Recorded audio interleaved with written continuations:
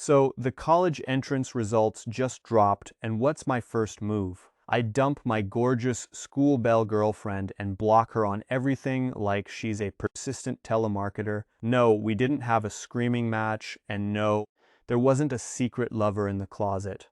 We just bit the forbidden fruit of young love a little too hard.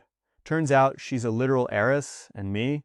I'm the neighborhood charity case, an orphan who grew up eating at everyone's table but his own.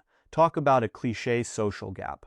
I figured sticking with her would just drag her down into the mud, and let's be real, even if I studied until my brain melted, that wealth gap is something I couldn't bridge in a single lifetime. But hey, the universe loves a good plot twist, and mine arrived in the form of a fleet of luxury cars parked right outside my crumbling apartment building. That same day, I officially got my acceptance letter to the country's top-tier Spirit University.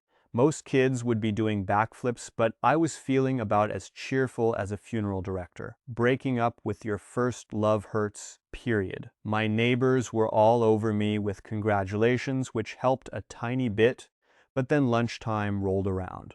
I looked at my rice container and surprise! It was as empty as my soul. Here I am, a top-tier scholar, and I literally can't even afford to put food on the table.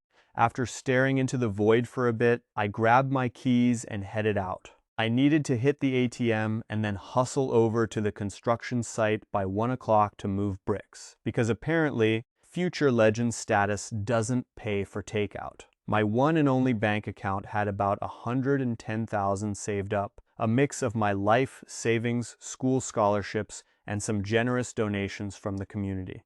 As I shoved my card into the machine, the world decided to go for a spin. I lunged for the handrail, thinking my starving student diet finally triggered a low blood sugar crash.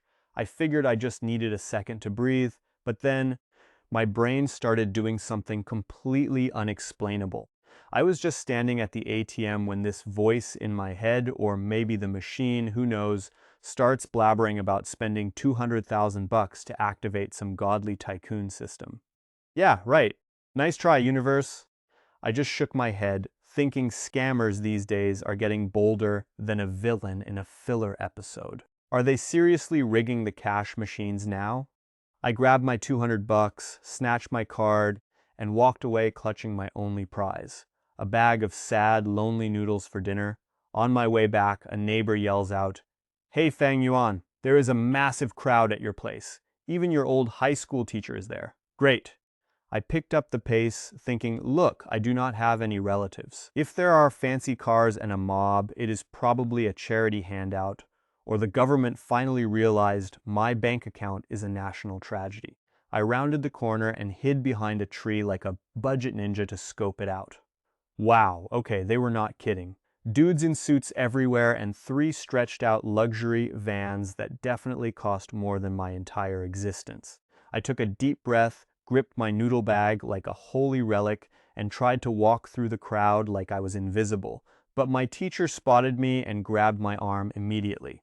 "Fang Yuan, your biological parents finally found you. Quick, look, this is the DNA test result." I just stared at that paper for a long time. Total silence. The suit and tie squad did not make a peep. My heart was doing Olympic-level gymnastics against my ribs. All these years, only I know how much crap I have had to eat to survive. I used to dream about my real parents coming for me, but usually those dreams just ended in a one-way ticket to Disappointment City. I looked past the teacher and saw them. An old man and a middle-aged couple were standing there, faces drenched in tears and bodies shaking like they had just seen a ghost. I took a long breath and tried to keep my cool. This was not some cheap hallucination. This was actually happening. Look, I know what I see in the mirror every morning, so the second I saw these two, any tiny sliver of doubt I had left just packed its bags and moved out. My facial features are basically a high-definition copy-paste job of theirs. I took one step toward the trio of leaking faucets, I mean my biological family, and tried to pull off a cool smirk. But my eyes decided to join the drama club and started leaking too. The middle-aged woman finally lost it. She lunged at me like a heat-seeking missile and pulled me into a hug so tight I thought my ribs were going to become souvenirs. She started wailing about how she's so sorry, how I've suffered for 18 long years, and how she never stopped looking for me. It's the classic "it's all my fault" routine that you see in every tearjerker ever made. But then, things got a little too real. She suddenly backed off and started playing whack-a-mole with her own face. Smack, smack, smack! She's crying her eyes out while slapping herself hard enough to make a professional wrestler wince. I quickly wiped my own face and grabbed her hands. I mean, look, she's only 40, but the hair at her temples is already snow white. It's pretty obvious she's been living in a mental prison of guilt and regret since the day I disappeared. She didn't even acknowledge me, she just kept trying to punish herself, sobbing about how her son suffered because of her. Her face was starting to look like an overripe tomato, so I sighed, summoned every bit of emotional energy I had, and shouted the one word I haven't used in over a decade. Mom, it wasn't your fault. You didn't do it on purpose. So stop hitting yourself. I pinned her hands down and she finally froze. She didn't even bother wiping the tears. She just gently reached out and touched my face, whispering about how her boy is finally grown up and how I'm tall but way too skinny. Retconned into a family and I'm already getting the "you need to eat more" talk. Typical. Come on, look at this tragic family reunion. My supposedly useless old man and my Gramps. I've been low-key spying on them this whole time, and man, it's a scene. Gramps is built like a tank and holding it together with pure spite. His eyes are redder than a gamer's after a 48-hour marathon, but he hasn't dropped a single tear yet. Then there's the middle-aged guy, my dad. He sees me looking and tries to wipe his face, forcing a smile that looks like he's glitching out, but the waterworks just won't quit. He's standing there looking as lost as a side character without a script. My mom finally hits her limit with the melodrama and boots him right in the rear, roasting him for taking forever to find me. The guy doesn't even argue. He just stands there grinning through the tears. You know the trope? Big tough guys don't cry, but apparently that rule goes out the window when your long-lost kid finally shows up. This dude built a literal business empire from the ground up. But right now, he's a total mess. He tries to say something, but his brain is clearly buffering. It takes him a full 2 minutes of ugly crying and aggressive nose wiping before I finally cave and call him dad. He absolutely loses it. My boy, I've been looking everywhere for you. Seriously. This titan of industry is sobbing like he just realized his favorite series got canceled on a cliffhanger. Finally, Grandpa hits the mute button, slamming his cane on the floor. He tells everyone to shut up because it's a happy day, though he clearly cheated and wiped his own eyes when no one was looking since his lashes are still soaked. I wipe my own face, look up, and give him a proper grandpa. He smiles, reaches into his pocket, and pulls out a palm-sized metal charm to hang around my neck. He tells me not to go getting lost again, especially after all those years I spent out there. You have suffered so much out there, kid. You are the true heir of the Fang family, and thank the heavens we finally found you. I just nodded, but honestly, the massive gold lock they hung around my neck was so heavy, I thought my spine was going to snap.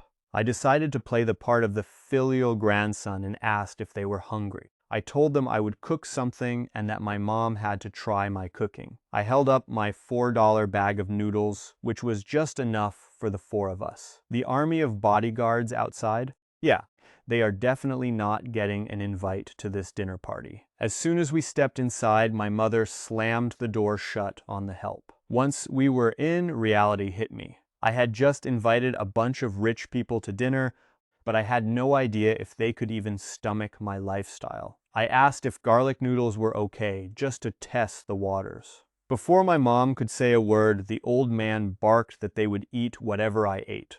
I just sighed and started peeling garlic for 4. I ended up using half of my entire winter stash just for this one meal. While I was busy in the kitchen, my 3 new relatives started inspecting my humble abode. It was just 2 small rooms, but I kept it spotless. Instead of fancy wallpaper, the peeling walls were covered in my academic awards and honors. My mother started looking for the fridge, probably to see if I had any organic juice, but she could not even find the thing. She asked where the refrigerator was, and I told her I had not bought one yet since I was moving out for college in a month anyway. I did not even get to finish my sentence before Wang Xian started crying. A mother just cannot handle hearing that her kid is living like a minimalist monk. She stopped looking around and just stared at me while I worked in the kitchen. The noodles hit the boiling water, the giant bowl of garlic sauce was ready, and I started dishing out the first two bowls. I finished drizzling the garlic sauce and realize we've only got 2 bowls in this dump. I pull a world record sprint to the neighbor's place and borrow 2 more, and boom, 4 bowls of garlic noodles are ready for the squad. The old man loses it immediately, crying enough tears to season the entire meal. He's slurping down noodles and saltwater tears like it's his last meal on earth. I tell them to just leave the bowls on the table when they're done, because I've got to haul tail to the construction site. My foreman has the temperament of a caffeinated honey badger, and I'm already late. But just as I'm about to leave, my dad, Fang Yuan, grabs me like I'm about to miss a plot twist. He tells me to forget the job because it's too hot, and get this, I'm officially retired. Apparently, our family is so loaded that I couldn't spend our fortune in 2 lifetimes, even if I bought a fleet of gold-plated yachts. He slides me a bank card, the ultimate cheat code. It's the first time I've actually taken something from him since we reunited, and holding that plastic felt heavier than my entire childhood trauma. Wang Jian asks if I want to hang out here in Jinling or head back to the capital. Before I can even check my GPS, the grandpa interrupts him. He says I can stay here if I want, as long as I visit home twice a week, but the capital is the family headquarters. Either way, I'm required to spend the 2 months before school starts at the main house to handle some family business. You don't say no to the guy who owns the city, so I just stand there looking confused. Wang Jian tells me to go pack because we've got a flight this afternoon. My brain is basically a blue loading screen at this point. Talk about a glow up. In less than 24 hours, I went from being the absolute poorest. So 1 minute I'm a broke nobody, and the next I've pulled a reverse Uno card and become a rich heir. My brain is basically soup as I pack my things only to realize my entire life's net worth consists of some dusty school certificates and a pile of nerd notes. Wang Qian is currently playing Spider-Man on a stool, carefully peeling those awards off the wall like they're holy relics. Meanwhile, I'm out returning borrowed bowls to the neighbors, because even in a tragic backstory, you don't want to be the guy who steals Tupperware. The whole neighborhood is out there with their own bowls watching me like it's the series finale of a gritty drama. They've seen me grow up being the responsible kid who never caused trouble while juggling school and taking care of a sick old man. Back then, I was so skinny I looked like a walking skeleton, and honestly, these people probably prayed harder for my real parents to show up than I did. I give them a deep bow, which is the classic thanks for not letting me starve move, but they dodge it like Neo in The Matrix. To them, helping out wasn't a big deal, just the neighborly thing to do. Only a few grannies stay behind teasing me to make sure I bring a pretty wife back to visit someday. I promise I will wipe away a stray tear and head inside. By 1 in the afternoon, I'm saying my final goodbyes as 3 luxury limos crawl out of this tiny village on the edge of Jinling. As we're cruising, everyone starts swapping contact info, but the second I pull out my prehistoric brick of a phone, the old man Fang Yuan looks at it like I just pulled a literal dinosaur out of my pocket. He reaches over and I give the assistant a quick ring, and 10 minutes later, a flagship smartphone shows up like it's being delivered by a teleporting geek. I unbox it, pop the SIM in, and honestly, I'm a bit of a tech prodigy. Took me less than 3 minutes to master the thing and sync my life. We're currently lounging in a custom Rolls-Royce Phantom with a luxury interior where the seats are basically thrones. I'm sitting with my mom, Wang Qian, who's clearly been rehearsing a welcome home speech in her head. She looks me dead in the eye and tells me it's time to settle into this new life. She wants me to adjust my habits, my diet, the whole suddenly wealthy transformation montage. Then she drops the kicker. She and my dad set a small goal for me. They transferred $300 million into my account just so I can practice the art of spending. No strings attached, no rush, just vibes and shopping. I'm sitting there, brain totally fried. If I were still back at the construction site breaking my back for 15 bucks a day, it would take me over 5,500 years to earn that. 5,000 years! That's longer than most civilizations have even existed.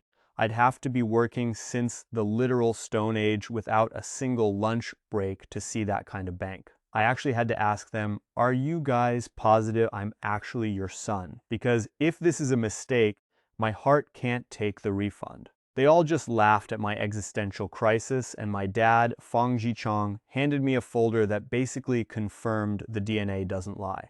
As the car hauled tail toward the airport, a voice started ringing in my head like a glitchy AI assistant. Spend 200,000 to activate the God tier Tycoon system. Spend 200,000 to activate the God tier Tycoon system. This voice in my head is being more clingy than a toxic ex, constantly nagging me to blow some cash. I'm over here trying to be patient, asking it, what do you want? Is 100 grand enough? How about 170,000? Look, I'm new to this being loaded thing and I honestly have no clue what to buy. I can't just go out and panic buy a mountain of useless junk. I'm serious, I'm the most boring rich guy ever. I don't game, I don't smoke, and I don't spend my nights grinding against strangers in clubs. My only hobby is reading, and unless the pages are made of literal gold, I can't drop 200,000 bucks on a library in one afternoon. As I'm sitting there pondering my lack of expensive taste, the system pops up with some helpful suggestions like I'm playing a real-life version of Grand Theft Auto. It tells me to go to the big city, buy a fleet of cars, rent out an entire nightclub like a total baller, and start tipping people like they just saved my life. It even suggests buying up random companies and funding scientific research just for the hell of it. I'm rubbing my temples at this point because I can practically hear the sound of Benjamins being fed into a furnace.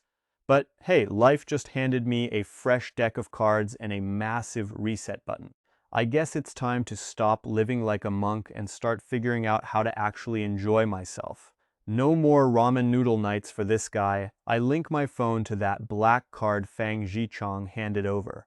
I had to count the zeros about 5 times to make sure I wasn't hallucinating. 1 billion, 1 freaking billion. And the guy had the audacity to call it pocket money. Must be nice to live in a world where a billion is just chump change for the vending machine. The voice in my head is still screaming at me to spend, so I finally snap and open a shopping app. Once I figure out the address of my new place in the capital, I start hitting that add to cart button like it's a QuickTime event. I never thought my first time online shopping would feel like a tactical strike, but here we are. Every book I've ever even glanced at, bought in one go. I went on a shopping spree that would make a librarian's head spin.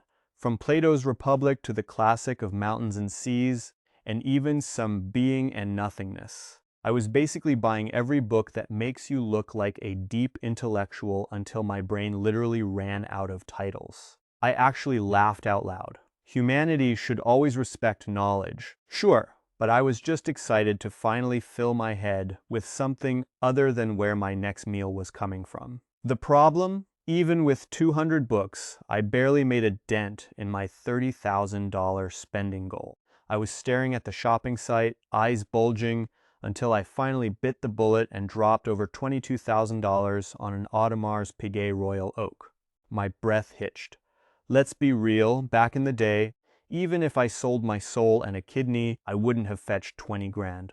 Beside me, Fang Yuan and his wife were hovering like human pop-up ads, staring at my screen. Wang Qian was probably thinking that a top-tier young master should be rocking a watch worth at least $1 million, but they both kept their mouths shut. They knew this was just the warm-up. After the watch, I panic bought a bunch of random junk until I finally hit the magic number. The second the payment cleared, that beautiful, long-awaited voice finally echoed in my head. Total spend, $28,000. Congratulations. You've unlocked the ultimate rich boy training plan, a fearless double cashback card, and the young master's daily GPS. But the real prize was the universal trading system. I looked at it, and with one very specific thought in mind, I asked about growing just 1 centimeter taller. The system immediately pinged back. Price, $7,000. Oh man, I almost passed out from pure, unadulterated joy. I was just sitting there, minding my own business and enjoying the moment, when Gramps suddenly decided it was time for a plot twist. Old man Fang opens his mouth and announces that since I've finally been brought back to the fold, that dusty old marriage contract from years ago is officially back in play. Apparently, some guy named Old Man Shen has been nagging about me every single year. The Shen family is famous for being obsessed with rules and face, which is basically the high society version of being a total Karen. I'm 18 now, so Gramps figures it's the perfect time for us kids to meet up, catch some feelings, and get married whenever we feel like it. My parents, Fang Jichong and Wang Qian, are just nodding along like this is a totally normal Tuesday. I'm standing there looking like a confused NPC, so I finally bite the bullet and ask what the hell they're even talking about. Mom just shrugs and says they're discussing my arranged marriage and offers to show me a photo of my fiancé. Talk about an information overload, my brain is lagging, but when Mom shoves the phone in my face, I can't help but sneak a peek. My heart actually does a little somersault. Okay, turns out she's a total smoke show. This isn't just Mom using some motherly love filter, the girl is legit gorgeous. Meanwhile, my dad's head is still stuck on that cheap $20,000 watch I just bought. He's looking at me with this complex, heartbroken expression, probably thinking I've suffered so much in the real world that I've forgotten how to spend money like a proper billionaire. He lets out a heavy sigh, unstraps his own watch, and personally slides it onto my wrist. He tells me that in a family like ours, life isn't always a choice. He says if you're going to drive, you have to roll in a Rolls Royce. Showing up in some off-brand supercar will just get you mocked for having no class. He gestures to the watch he just gave me, a $3 million Franck Muller, saying that only a piece like this stops the other elitist vultures from talking trash. Then he looks me in the eye and reminds me that I'm his only son and heir, asking if I really understand the weight of this marriage. I just nod, following along with my dear old dad. I stepped out of the car and let out a long, heavy sigh. Man, who knew being filthy rich could be this exhausting? But hey, since I am officially a member of this high society circus now, I should probably try not to embarrass the family name. I decided right then to send that $20,000 watch to my old homeroom teacher.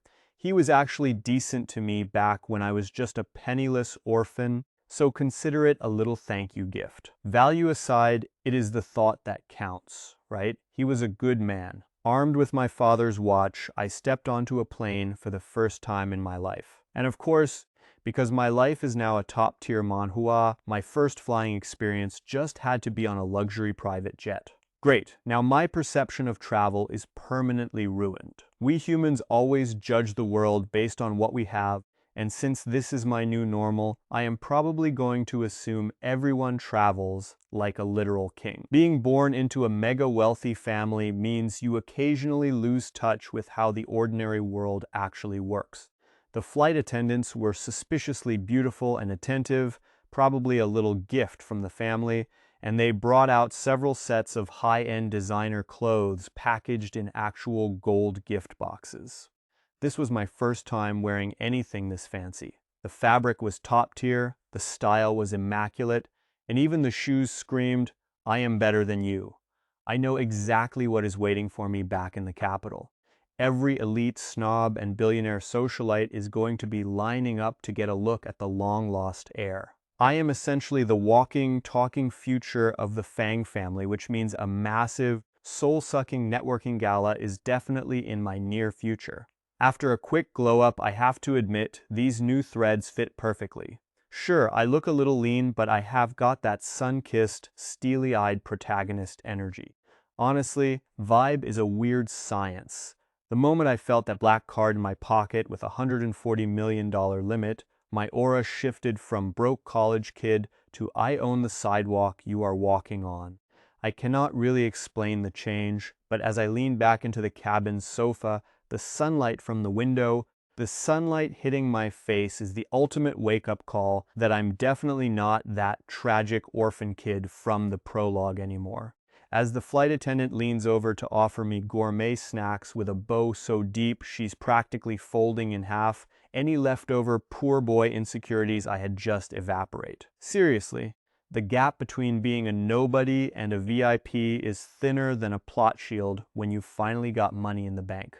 Right now, I'm feeling a level of inner peace that only comes from having the guts to be my unapologetically rich self. An hour later, the wheels touch down and I'm playing the role of the dutiful grandson, propping up the old man as we walk. Grandpa is literally shaking with excitement. See, in the high-stakes world of Beijing's elite, losing your heir is the ultimate social death sentence. For over a decade, those old fossils he calls friends have been roasting him behind his back, making him feel like the Fang family legacy was a dead end. But today, the grandson is missing arc is officially over. No more whispers, no more secret mocking. Even though Grandpa is trying to keep his serious patriarch face on, I know he's about to gloat so hard it'll be visible from space. As we slide into the car, Mom tells me we're 10 minutes away from the family estate. She mentions the place is massive. Shocker, right? And tells me I can hide out in my room if I'm not ready to deal with a house full of judgy relatives. I just give her my best main character, smirk and shake my head. I didn't come all this way to play hide and seek. I need to show my face so these people know exactly who's taking the throne. Besides, I was a straight-A student in my past life. There's no way I'm going to let my parents look bad by acting like some shy, stuttering coward. I'm here to be the trophy son they deserve. Mom starts leaking from her eyes again. Honestly, she needs a waterproof mascara sponsorship at this point, while Dad watches her with that stoic, I'm totally not crying dad energy. But then there's Grandpa. He finally loses it and lets out a laugh so loud it probably shattered windows 3 blocks away. It's the sound of a man who's been holding back 10 years of pent-up frustration and I told you so's. All the frustration and bitterness I'd been holding on to finally exploded into the most satisfying laugh of my life. I was basically cackling like a movie villain all the way from the road to the front gates of the Fang family estate. You could practically feel the secret air energy vibrating in my DNA. The scene was absolutely extra. We're talking a massive villa, a red carpet stretching out for over 500 yards, and more cameras than a paparazzi convention. Fireworks were blasting holes in the sky, and firecrackers were going off like a war zone, all while a bunch of rich people in suits whispered about the new guy. Everyone was grinning like they actually cared about my homecoming. I'm walking the old master in, and the guy is laughing with so much lung power I thought he might blow the roof off. Every eye in the place was scanning me like a security drone. I kept my face in charming protagonist mode, stoic but friendly, you know the drill. People were coming up, shaking my hand and acting all concerned, saying stuff like, "Man, you must have had it rough out there in the real world." I just hit them with the classic, not at all. It was just a little soul-searching mission before I fulfill my destiny line. Total smooth talker. When they started calling me a dragon among men, I played it cool and casually mentioned I was the top-ranked student in the national exams. No biggie, just your average genius flex.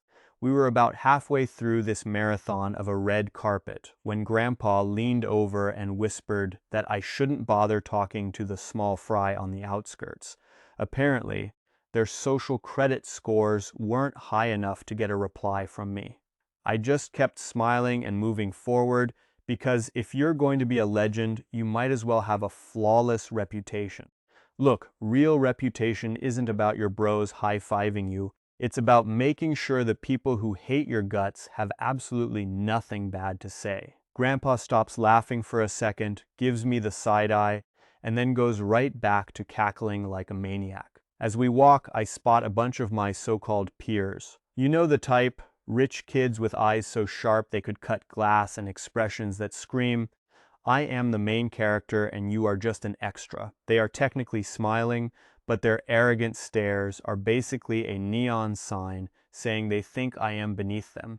I just give them a polite little nod because honestly, when you have this much plot armor, you can afford to be nice. We hit the end of the red carpet, and Gramps starts playing tour guide. He points out the Shen family, noting that besides my own kin, they were the ones most obsessed with finding me all these years. Standing there is a middle-aged couple, the parents of Shen Yueyue. And yeah, you guessed it, in true cliché fashion, she is my arranged-from-birth fiancé. Grandpa whispers that I need to be on my best behavior and act like a refined gentleman when I talk to them. I turn on the charm and flash them a smile the moment our eyes lock. Apparently, Yueyou is currently on a flight back from the United Kingdom and should be arriving any minute.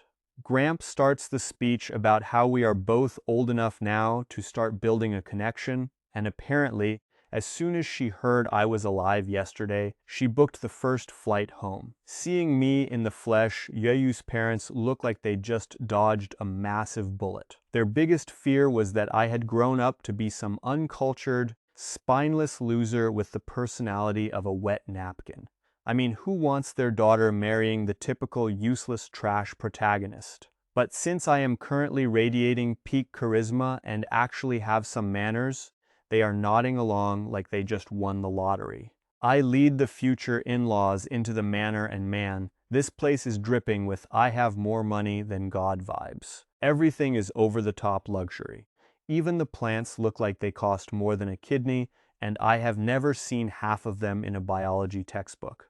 I stay focused and lead the Shen parents to their area, making sure they are treated like the VIPs they are. The welcome ceremony is going down in the villa courtyard, and man, talk about a weird flex. They actually ripped up the marble floors and replaced them with nearly 2-foot-long gold bricks. Nothing says class like walking on literal bullion. There's a brand new car parked in the yard hidden under a black cover, looking all mysterious, while a group of gorgeous girls are sitting right next to me. They are trying way too hard to get my attention, playing the whole notice me senpai game. I'm not trying to be a narcissist, but their eyes are basically glued to my face. I decide to lean into it, put on my best protagonist smile, and ask if they need a drink. The girl with the sparkliest eyes motions for me to sit closer, and I'm thinking, great, time for some nice vibes and expensive perfume. But then she drops the bomb. She tells me Yueyou won't let them drink because they're on guard duty to make sure I don't get kidnapped by some other thirsty socialite. She laughs and says they didn't even have to hunt me down because I walked right into their trap. She mentions that when Yueyou gets back tonight, I'm in for it. My soul basically leaves my body. I try to bail immediately to avoid the inevitable scolding, but as soon as I stand up, they yank me back onto the sofa like I'm on a leash. They tell me I'm not allowed to leave their sight because the place is crawling with rich little princesses from the capital. I just sit there with a look of pure defeat. I guess staying here is the lesser of two evils, because if I wander off, half the girls in this building are probably planning to sabotage my marriage before the appetizers are even served. And honestly, nobody is going to come over here and give you a hard time. Besides, are we sisters not easy enough on the eyes for you? Her eyes were sparkling like she had just discovered a high-end beauty filter. I turned my head, gave her a solid look, and just nodded with a smile. After all the chaos, you start to get tired of the hustle. It is just like my grandpa said, with my new status, some people do not even have the right to breathe the same air as me, let alone try to strike up a conversation. It is not that I am being a high and mighty jerk about my new wealth. It is just that if you actually tried to hang out with me, your bank account would probably have a literal heart attack trying to keep up. This whole party felt less like a celebration and more like my official debut to the world. The girl next to me was basically a walking LinkedIn database. Every person who walked by, she would whisper their name, what industry they owned, and exactly who they were related to. I honestly thought I was hallucinating at first. These were not just random rich guys. These were the absolute titans of industry you see on the news and all over social media. I was just minding my business, snacking on some fruit, when this guy in a suit so sharp he could probably cut diamonds slid over to me. He called me Mr. Fang and told me he was my new personal lawyer. He needed to verify my info for the big stuff, the Fang family inheritance, the corporate shares, and all that sweet, sweet real estate. I handed over my ID, told him to handle the boring paperwork later, and sent him on his way. My identity might have changed overnight, but I am not planning on letting the money change who I am. I am still sticking to what I know is right. I'm not making any big moves until I wrap my head around this whole situation. Look, I'm not some arrogant prick who thinks he's always right, so I'm playing it cool for now. In the meantime, I've been hanging out with this absolute smoke show named Shen Kan. She's apparently Shen Yuyu's cousin, and she's got a personality that's actually fun. She's been teasing me nonstop, making me turn redder than a Marvel logo every 5 minutes. By 4:30 in the afternoon, Wang Xian shows up and hands me a bouquet of roses. It's showtime that the Ice Queen has returned. I start walking down the red carpet, clutching those flowers like a contestant on a very awkward episode of The Bachelor. Usually, modern guys like us are all about freedom and chasing our dreams, but honestly, this whole arranged marriage thing isn't making me want to barf. Maybe it's because back when I was dirt poor, I used to look at married people and think, man, having someone who doesn't let you starve sounds pretty sweet. Then, the ride pulls up, just a casual, totally low-key, everyday Rolls Royce. You know, the kind of car you buy when you run out of things to spend your billions on. The driver opens the door, and out come these pristine white shoes onto the red carpet. Shen Yueyu looks up with those classic high society eyes and spots me standing there with the flowers. She just stands there, scanning me like she's trying to find a glitch in the Matrix. She finally walks over, but when I offer her the flowers, she doesn't even reach for them. She just freezes, staring into my eyes like she's seen a ghost or realized she left the stove on. Since she's lagging, I take the lead and gently grab her hand. Her face says she's cold enough to freeze liquid nitrogen, but her palm is actually warm and soft.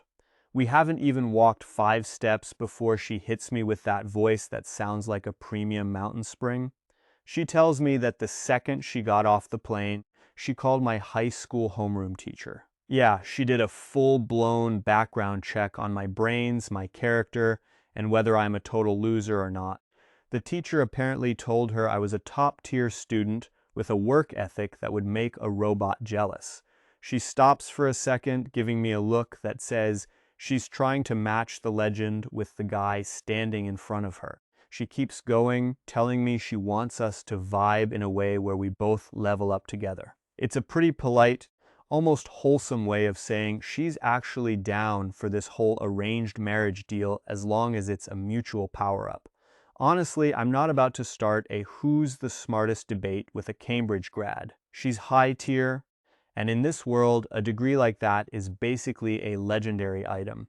As we hit the villa entrance, we play it cool and let go of each other's hands, but Shen Yueyu stays glued to my side. She's walking with this light, airy grace that screams, "We're totally a thing" to anyone watching. Suddenly, the orchestra starts blasting like I just walked into a boss room. It's like an invisible narrator is screaming that the king has returned. The welcome ceremony is officially in session. Thankfully, I got the cheat codes from Shenkan earlier, so I already know what these guests are into. My strategy is simple: 50% actual networking and 50% wow, you're so cool flattery. By keeping my tone humble but sharp, I'm sending a clear message to these high society types. I'm not like those brain-dead young masters from the capital who only know how to flex their daddy's bank account. I'm showing them I've got the maturity to play the social game, which at my age is basically a massive flex in itself. Being the calm, calculated guy when I'm supposed to be in my arrogant teenager phase is exactly how you get these old fossils to respect you. Shen Yueyu heads off to change into a more formal dress, probably something that costs more than my last 3 lives. I take my spot in the center of the room, looking like the main attraction, and watch as a group of old guys come strolling out from the moon gate behind the rockery. They're laughing like they just pulled off a massive heist, and leading the pack is Old Man Fang. If I ever screw up, I've got a bunch of powerful old geezers ready to cover my back. Talk about having high-level players carry you through a dungeon. Wang Qian and Shen Yueyue's mom are standing there looking like they just won the lottery and discovered the fountain of youth at the same time. All those years of stress, gone. Wrinkles, deleted.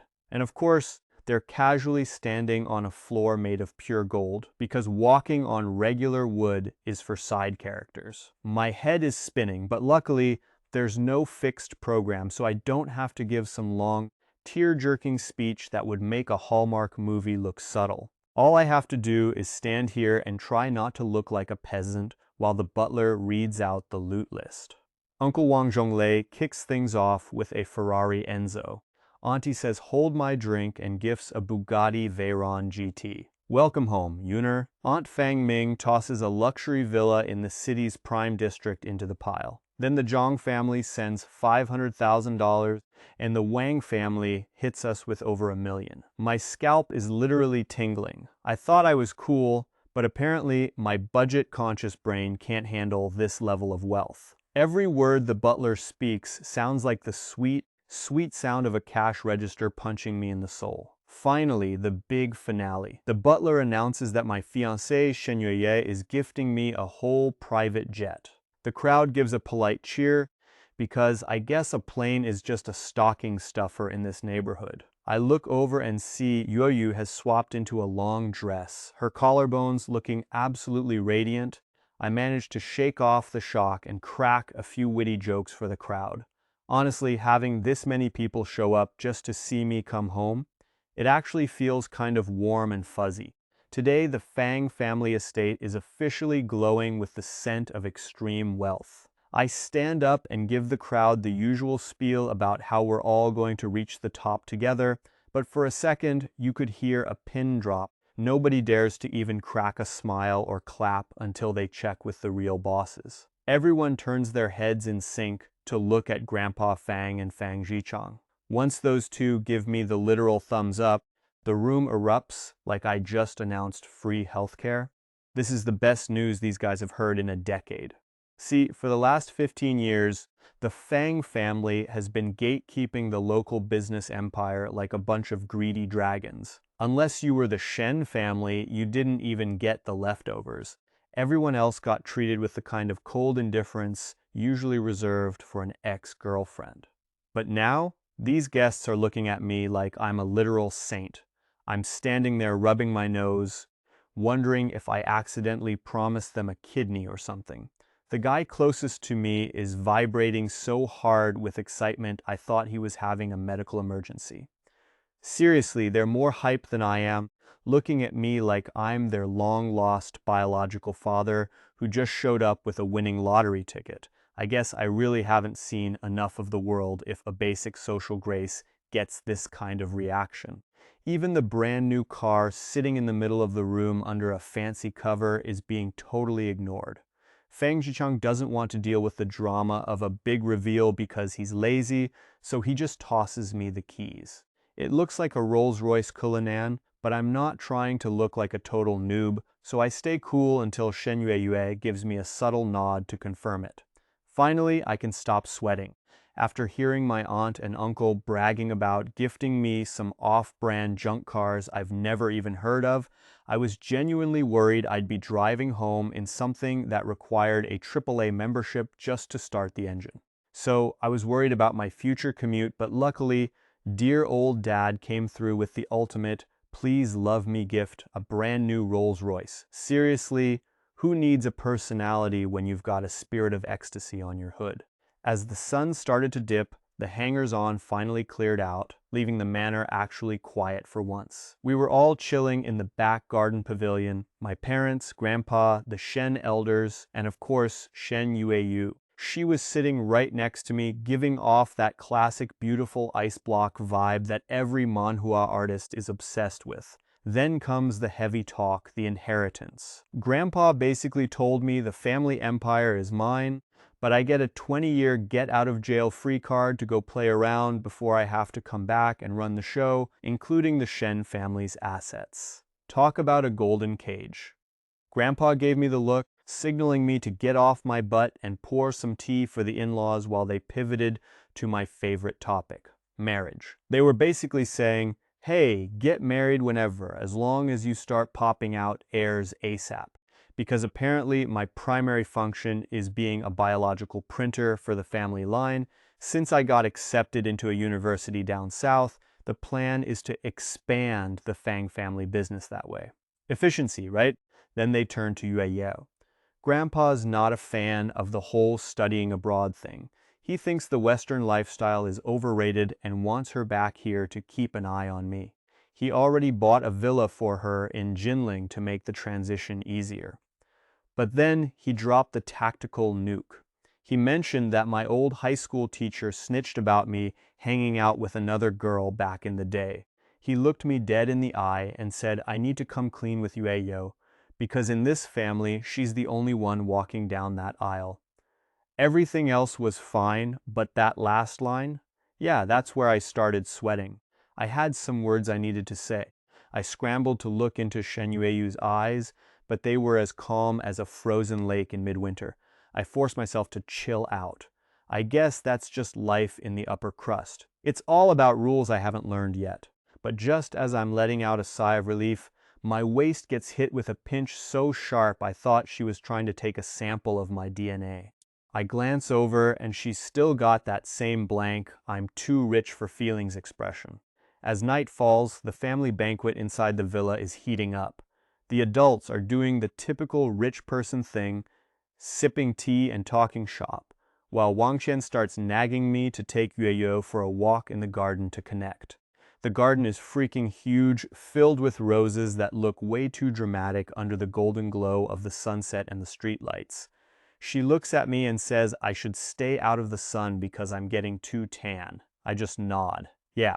Spending 10 hours a day hauling bricks at a construction site will do that to a guy. It's not like I was sunbathing on a yacht. Then she drops the bombshell. She says the entire Shen family empire will eventually be mine, and all she wants in return is for me not to play with her heart. Real subtle, right? I tell her I won't let her down, and after a moment of silence, she decides she's moving back to the country to stay with me. Apparently, she heard about that other girl at Peking University, and since they're on opposite ends of the country, she figures that girl can't exactly keep me company. I try to play it cool, telling her I can take care of myself, but she gives me that you're so naive look. She tells me that for a guy with my newfound status and bank account, the world is full of temptations I can't handle alone. While she's talking, she leans her head onto my shoulder. I'm stiff as a statue for a second, but then I reach out and wrap my arm around her tiny waist. She's surprisingly thin, like she's living on a diet of air and expensive water. As the lights all over the massive estate flicker on, I start feeling like, honestly, looking at this place is like staring directly into a sun made of pure gold and ego. It makes my old cramped apartment look like a literal dumpster fire. Back then, I was so broke I treated electricity like a rare collectible. No fan, no AC, just me sitting next to buckets of tap water like some pathetic DIY swamp cooler. I used to spend my nights rolling around in my own sweat like a hibachi shrimp, but now, I am sitting in a fancy outdoor gazebo with high-end air coolers hitting me from every angle. Talk about a lifestyle glow-up. It is basically a total 180 from my starving artist era. We sat there for a while until the city lights started twinkling like the eyes of a debt collector. Finally, Shen Yueyu breaks the silence and suggests dinner, but then she drops the bombshell that she is not staying the night. She wants me to get familiar with the mansion first and promises to come back tomorrow. Translation: she is giving me some space before the real madness begins. She also mentions she has had her people compile a literal rich guy starter pack for me. We are talking supercars, luxury watches, and designer brands. Apparently, the butler is going to drop the catalog of things I can now offer in my room later tonight. Then she brings up that matter. You know, the one every generic Manhua protagonist thinks about the second he sees a pretty girl. She says we should push it back because we are still young, and I look like I have been living on a diet of air and sadness. Apparently, my hair looking like it has seen a ghost is a sign of malnutrition, not a fashion choice. She hits me with the classic, "Don't waste your life energy on lust while you are young" quote from her grandpa. Seriously, every old man in these stories is obsessed with the main character's bedroom stamina. She tells me she is not ready for kids yet, but if I am really itching to start a dynasty, she won't stop me. Talk about a mixed signal. She stares into my soul with those cold, beautiful eyes, clearly waiting for me to say something. I just nod and tell her that popping out mini-mes this early would be bad for her health anyway. We have got plenty of time, and there is no reason to rush into parenthood when I barely know where the bathroom is in this palace. Even if she is just testing me, I am going to play the respectful king card for now. She grabs my hand, and we head off to grab some high-class grub. I headed toward the bright lights because, honestly, my stomach had been filing a formal protest for the last half hour. And man, this family banquet did not disappoint. I've spent my entire life thinking that a bowl of garlic noodles with a few extra chunks of meat was the absolute peak of human culinary achievement, the kind of five-star meal you'd sell your soul for. But looking at this table, it was like the author finally got a budget increase and decided to throw a full-blown imperial feast. There were braised dishes, steamed delicacies, and stuff I'd only heard about in legends. The smell was so incredible my nose actually started to sting. Call me dramatic, but it was beautiful. Shen Yueyu, who usually has the icy vibe of a walk-in freezer, pulled me into a chair. She whispered that I should just start eating and not wait for the rest of the squad, mentioning that I needed to get some meat on my bones if I wanted that masculine spirit the ladies supposedly crave. Her eyes are usually cold enough to give you frostbite, but her words were actually surprisingly warm. On the other side of the room, Wang Qian was absolutely losing it because Fang Zhichang and the old man were lagging behind and hadn't shown up to eat yet. I sat there trying to play the role of the polite guest, but inside, I was feeling pretty awkward. The massive round table was barely half full, and there were still plenty of dishes that hadn't even finished downloading from the kitchen yet. Wang Qian, whose eyes were looking suspiciously red today, told me to just grab whatever I liked. I let out a hungry yep and reached for my chopsticks, but then I had a total system error. It's like my brain suddenly forgot the basic physics of how to hold two sticks. I really wanted my first bite to be something exotic that I'd never seen before, but honestly, I didn't recognize a single thing on the table. Even if I'd seen these ingredients in the wild before, they'd been cooked and transformed into something completely different. I suddenly realized I put down my chopsticks as a wave of pure, unadulterated existential dread washed over me. Look, I know what you're thinking, getting rich overnight is the dream, right? But standing there, staring at all this high society glamour, I felt like a total fraud. I had no idea how to navigate this world of fancy etiquette and unspoken rules. I was terrified that I'd never fit into this shiny new life, like a low-res texture trying to load into a 4K cutscene. Just as I was about to spiral into a full-blown crisis, something warm and glazed hit my lips. I snapped back to reality and saw a piece of braised pork that looked like it was literally glowing with flavor. I looked up, and there was Shen Yueyo, giving me that look. She told me to try it, explaining that her mom had spent the last decade perfecting this specific recipe while they were out searching for me. She wanted this to be the first thing I tasted once I was back.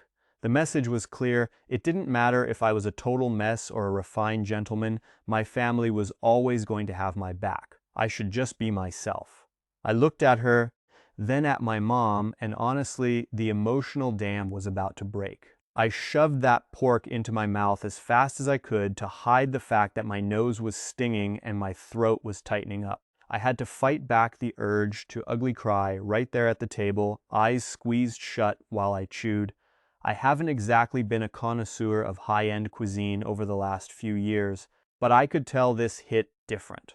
It was way sweeter than the stuff I was used to, maybe even a little too rich, but it felt like a warm, sugary hug for my soul. Before I could even pick my own chopsticks back up, Shen Yueyu started loading my plate like she was trying to win a game of Tetris with food. My plate was turning into a mountain of calories, and all I could do was keep chewing and mumbling about how good it was until I finally had to reach out and grab her hand to stop the delicious madness. Yueyu keeps piling food onto my plate like she's trying to win a competitive eating contest. I have to tell her to chill out and actually eat something herself before my bowl becomes a mountain. Finally, the vibe settles down, the tension evaporates, and the room fills with actual human laughter. That's when the old man pulls out a bottle of Mao Tai that's probably been aging since the dawn of time. One whiff of that stuff and the aroma hits you like a freight train. Grandpa basically peer pressures me into a glass, and look, I'm no sommelier, but that floral firewater instantly nukes my stomach and invades my brain cells. Turns out high-end booze is a total miracle worker. All those messy, complicated thoughts in my head just melt into a puddle of liquid courage. My name is Fang Yuan, and clearly, I was born with a golden spoon shoved so far up my mouth it's a miracle I can speak. I'm meant for the rich life. Screw the rules and screw the logic. If Yueyu treats me like a king, I'm gonna treat her like a queen and marry the hell out of her. People say those off-brand custom supercars are trash, but I think they look cool as hell. I don't need a name brand. I just want the raw speed and the feeling of my soul leaving my body at 200 miles per hour. Yuyu lets out a quiet sigh of relief. She sees me getting a bit buzzed, but honestly, it's a good thing. It's helping me stop overthinking and finally accept this ridiculously comfortable life I've stumbled into. For the first time ever, I get absolutely hammered. My beautiful fiancé has to basically lug me back to the room. My mom, Wang Qian, follows us, wanting to help me wash up, but then she stops. She realizes she's officially been demoted from the lead role because Yueyu is absolutely crushing the perfect wife audition. I mean, after the girl's family just handed over a cool $200 million in prime real estate today, she's officially the MVP. Don't move, Yueyu whispers as her slender hands reach down to start washing my feet. A soft tap on my foot, a crisp sound that pulls me back to reality while I'm busy wallowing in a silent sigh. Shen Yueyu didn't leave. I'm completely wasted, but she's staying. She hands me some hangover soup and sits by my bed, whispering about how I shouldn't binge drink like a frat boy on his first weekend away from home. Apparently, drinking like that ruins your stomach. Thanks, Mom. Right on cue, the butler slides in a catalog for some ultra-high-end international luxury brands. Yueyu hands it to me, telling me to take my time looking through it. My head is clearing up, but then the shower starts. The sound of that water is distracting, okay? It's loud, it's flowing, and my thoughts are officially a mess. Look, I'm a growing guy, and biology is a cruel mistress. While she's occupied with the bubbles, I finally get a second to check out the 4 items the system gifted me. I'm sitting there thinking these rewards are absolutely broken and overpowered when a voice calls out from the bathroom. She tells me since I'm sober, I should come wash up. Now keep in mind, my brain is still running on low power mode. I strip down out of habit, looking for a wash basin, completely forgetting that this place is fancy enough to have actual showers and tubs. I yank the door open like I own the place, and our eyes lock instantly. It hits me like a freight train. She's still in there. I slam the door shut, apologizing frantically, feeling like I want to literally phase out of existence. How was she so quiet while drying off? My brain just deleted her presence from the room. Then her voice drifts through the door, sounding way too calm. Fang Yuan, what exactly are you trying to do? She says she'd actually believe me if I told her I wanted to watch, or join in, or do something even more degenerate, but claiming I forgot she was in there. That is officially the world's most pathetic excuse.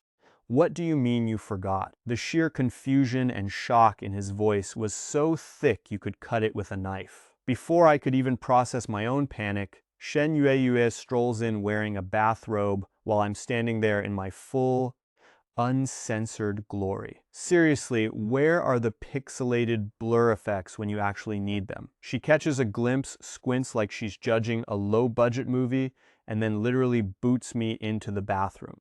She tells me to stop flashing the furniture and get cleaned up for bed. I try to start the shower, but the controls in this place are so abstract and over-designed they look like the cockpit of a stolen UFO. After fumbling around like a boomer trying to find the any key, I finally cave. Yueyu, I yell, I can't work the shower. The water won't come out. She strolls in, smelling like expensive flowers and my own shattered dignity. Her long, graceful fingers fix the temperature while she hits me with a cold stare. Oh, would you look at that? You actually have abs. Not bad, she says before vanishing into thin air like a spicy ninja. Once I'm done, she's right there to help me into a robe, cinching the belt like she's securing a cargo load. Lights out, she says. The next morning, a sliver of sunlight hits my eyes and I bolt upright, screaming about the foreman checking the roster. Talk about blue-collar PTSD. Then I see the fancy decor and remember I'm not in the trenches today. I can actually breathe. I look over and Yueyu's gone, but the bed is still warm. We actually stayed surprisingly PG last night. Just some cuddling and maybe a little lip action, but that's it. No HR violations to report. I hear the shower running, she's already in there. I've never actually experienced the joy of being a lazy bum in bed before, but it feels glorious. You awake? Her voice drifts out from the bathroom. What time is it? 6:35 in the morning. Shen Yueyu is standing there with a toothbrush hanging out of her mouth, sounding like she's trying to talk through a muffler. She asks why the heck I'm up so early. Apparently, she's terrified that if she sleeps in on our first night together, my mom is going to think she's some kind of lazy bum. Plus, thanks to my subconscious, she didn't get a wink of sleep. I spent the entire night mumbling about some scary construction foreman and 50-cent soy milk. I can only sigh because, let's be real, old habits die hard. That foreman's "I'm going to murder your paycheck" death stare is still burned into my retinas. Yu heads off to say good morning to Wang Qian, leaving me wide awake before the sun even finishes its morning coffee. I hop out of bed, throw on a bathrobe, and slide open the balcony doors. For the first time in my life, the sun actually feels polite instead of trying to melt my skin off. I sit down, pour myself a glass of the flower tea Yu brewed, and start snacking on some gourmet beef and peas. Down in the driveway, it's like a scene from a billionaire's fever dream. Delivery trucks are dropping off the small gifts my uncle and aunt sent yesterday. We're talking a Ferrari Enzo, which belongs in a museum, and a Bugatti Veyron GT for, casual daily errands. Because why wouldn't you go to the grocery store in a car that costs more than a small island? Of course, the Rolls-Royce Cullinan from my dad is sitting there too, looking all regal. Now here's the kicker, the absolute comedy gold of my life. I don't even have a driver's license. Meanwhile, I hear Yueyu can literally fly a private jet. Seriously, the gap between me and her is bigger than the gap between a human and a pug. But hey, at least she's my fiancé. Even Grandpa is getting in on the early bird special, deciding that 7 a.m. is the perfect time for a stiff drink. The old man was just about to pour a glass for his favorite grandson, but then he spots Wang, so I'm halfway through my breakfast, probably wondering if I can get a tax write-off for all this bacon, when a literal army of lawyers storms the manor. My survival instincts kick in, and I start shoveling food into my mouth like I'm in a high-stakes competitive eating contest. I mean, a flock of lawyers appearing in a story like this is usually the cue for a 3-chapter lawsuit or a sudden "you're actually a long-lost prince" arc. I was ready to bolt, but Shen Yueyu taps my chopsticks and tells me to slow my roll. She basically says they're the ones waiting on us, not the other way around, and even suggests I take a nap after I'm done eating. A nap? Is chewing a marathon now? Do I look that out of shape? I didn't voice my confusion because, well, I like having a head, so I just nodded. But then I felt that familiar itch of main character morality. I realized that while she's the one calling the shots, I've got my own code of conduct. I decided to drop some unsolicited wisdom, thinking maybe she's never heard a poor person's perspective before. I told her, look, yuaye, even if we're the ones signing the paychecks, treating people with respect is still a top-tier virtue. I went full philosopher mode, talking about how respect doesn't give you a physical paycheck, but it makes your soul feel a lot less like a shriveled prune. My voice was actually trembling a bit because, let's be real, preaching to a powerful woman is a great way to end up in a dumpster. But then the unthinkable happened. She actually apologized. She said she'd change her ways with the humblest tone I've ever heard. I was shook. Usually, this is where the rich female lead scoffs and calls me a peasant, but she actually took the shoujiao or lesson learned route. Even the rest of the family at the table looked like they were having a collective epiphany. That's when Fang Yuan decided to drop a hypothetical bomb on me. He asked what I'd do if my respect was completely misunderstood. He wanted to know how a guy with a multi-billion-dollar net worth is supposed to show respect to people who are struggling and desperate for cash without them thinking I'm a total pushover they can exploit. So, people ask me what being a good guy actually gets you. I stood there buffering like a YouTube video on 3G before finally muttering something about having a clear conscience. Deep, I know. I'm basically a philosopher now. Anyway, I felt something heavy in my bathrobe pocket and pulled out a fancy-looking book. I opened it up to see some peak, yearning protagonist poetry about fair maidens and gentlemen being the ultimate goal. Total simp energy, honestly. The people at the table were giving me the side eye until I handed it over to Shen Yueye. I told her the poetry was for her and she actually started paging through it. Then the impossible happened. She smiled. Like a real human smile. She said she liked it and I just stood there like a stunned mullet.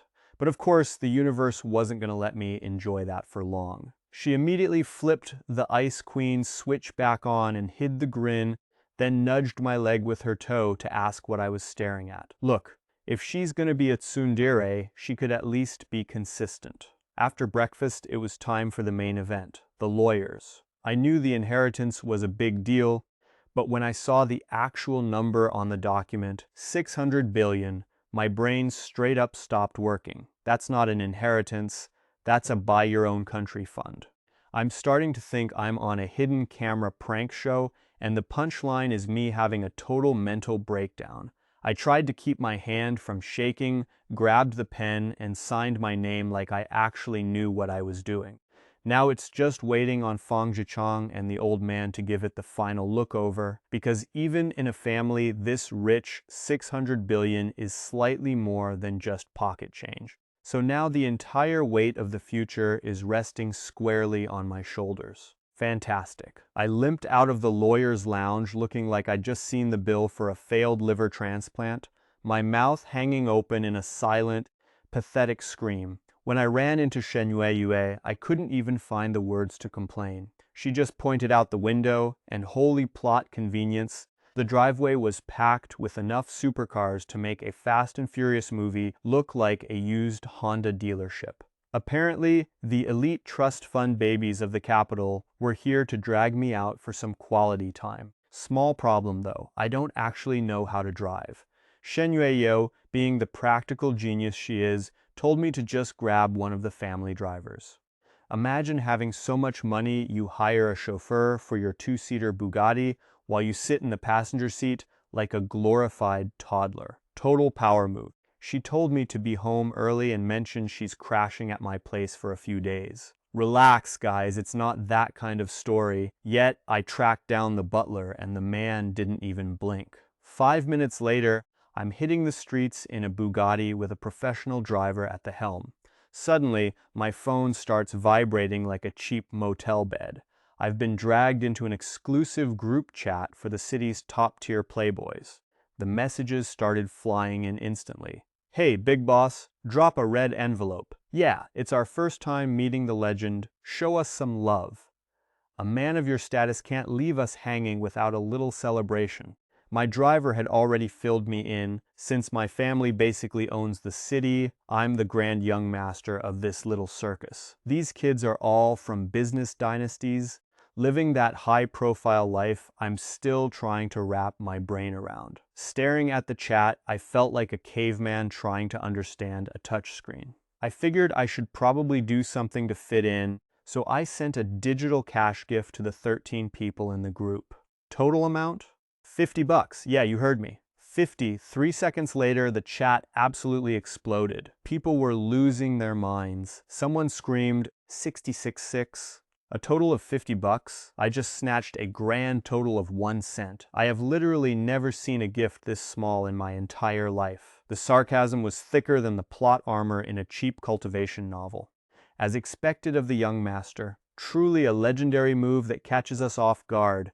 The young master is just on another level of irony. I stared at my phone, cringing so hard I thought I'd implode. I needed to shift the spotlight off my legendary cheapness before they realized I was a complete fraud. So I started typing. The chat goes dead silent, probably because nobody wants to be the next human ATM. I decide to stir the pot and ask who the legendary second young master is. Mao Qianxiong is busy driving, but the moment he sees his title pop up, he knows his wallet is about to take a massive hit. He slows the car down, safety first when you're being robbed, right? And drops $500,000 into the group without a second thought. My eyes were already glued to the screen like a thirsty gamer. I tapped so fast I nearly broke my thumb and snagged a cool 178,000. I actually felt a bit guilty for taking that much until I saw a guy named Wang Shi grab 190,000. Talk about a relief. Man, this red envelope game is addictive. After the Luck King paid his dues, some guy calling himself Third Young Master steps up to the plate and hurls another 500 grand into the void. Since I don't have to worry about the road, I focused all my energy on the screen and walked away with another 126,000. My total earnings? Nearly 700,000 big ones. It's honestly insane. These trust fund punks spend their days doing absolutely nothing and then drop millions in a chat like it is nothing. I am not going to question where the money comes from, but it sure beats the hell out of my old life, breaking my back hauling bricks for pocket change. The funniest part is that by the time we got to the 7th and 8th young masters, the peer pressure was hitting hard. These kids were so terrified of being seen as the bottom tier of their social circle that they started jacking up the prices just to prove they were not broke. I could not help but smirk. I might not be used to this whole rich kid identity yet, and I definitely do not understand how lighting money on fire is a way to make friends, but hey, it is not stopping me from blending in. I pulled up the keyboard and started typing, "If you are out of cash, you can..."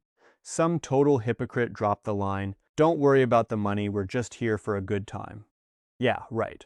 That was basically like tossing a lit match into a room full of gasoline. The rest of these rich punks didn't even wait for the first round of digital red envelopes to finish before spamming the chat with more cash like they were hacking a gacha game.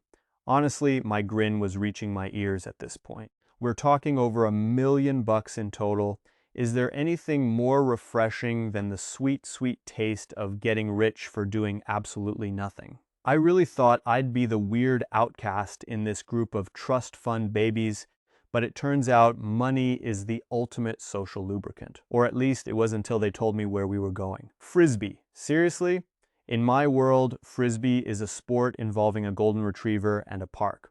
One guy throws, the dog catches, everyone gets a treat. Where's the fun for a human? I figured I'd just use the time to clear my head, but when we arrived at the plaza, the place was packed and I couldn't find a single dog in sight. When a fleet of supercars rolls up like we're filming a Fast and Furious sequel, the locals know better than to mess with us. Especially in the capital, a flex this big is basically a giant sign that says, "Stay out of our way." Suddenly, a small army of girls charged out from the plaza. Looking at them up close, it was clear they all shared the same plastic surgeon and enough makeup to hide a criminal record. They swarmed the cars like a zombie horde, completely blocking the doors. The guys were busy flirting through the glass while I just shook my head at the cringe. While the driver was stuck behind a wall of thirst, I calmly hopped out the passenger side and slipped past the perimeter. Their eyes were glued to the guys in the driver's seats like they were staring at their own. So there I am, standing across the plaza, watching a flock of 20-somethings chirping away like caffeinated sparrows until everyone's face is turning beet red. I decide I've seen enough of the pre-game show and try to stroll through the entrance, but of course I get blocked. The doorman asks me which party I'm with, so I just point toward Mao Qianxiang and his squad. Now, this gatekeeper is actually pretty polite.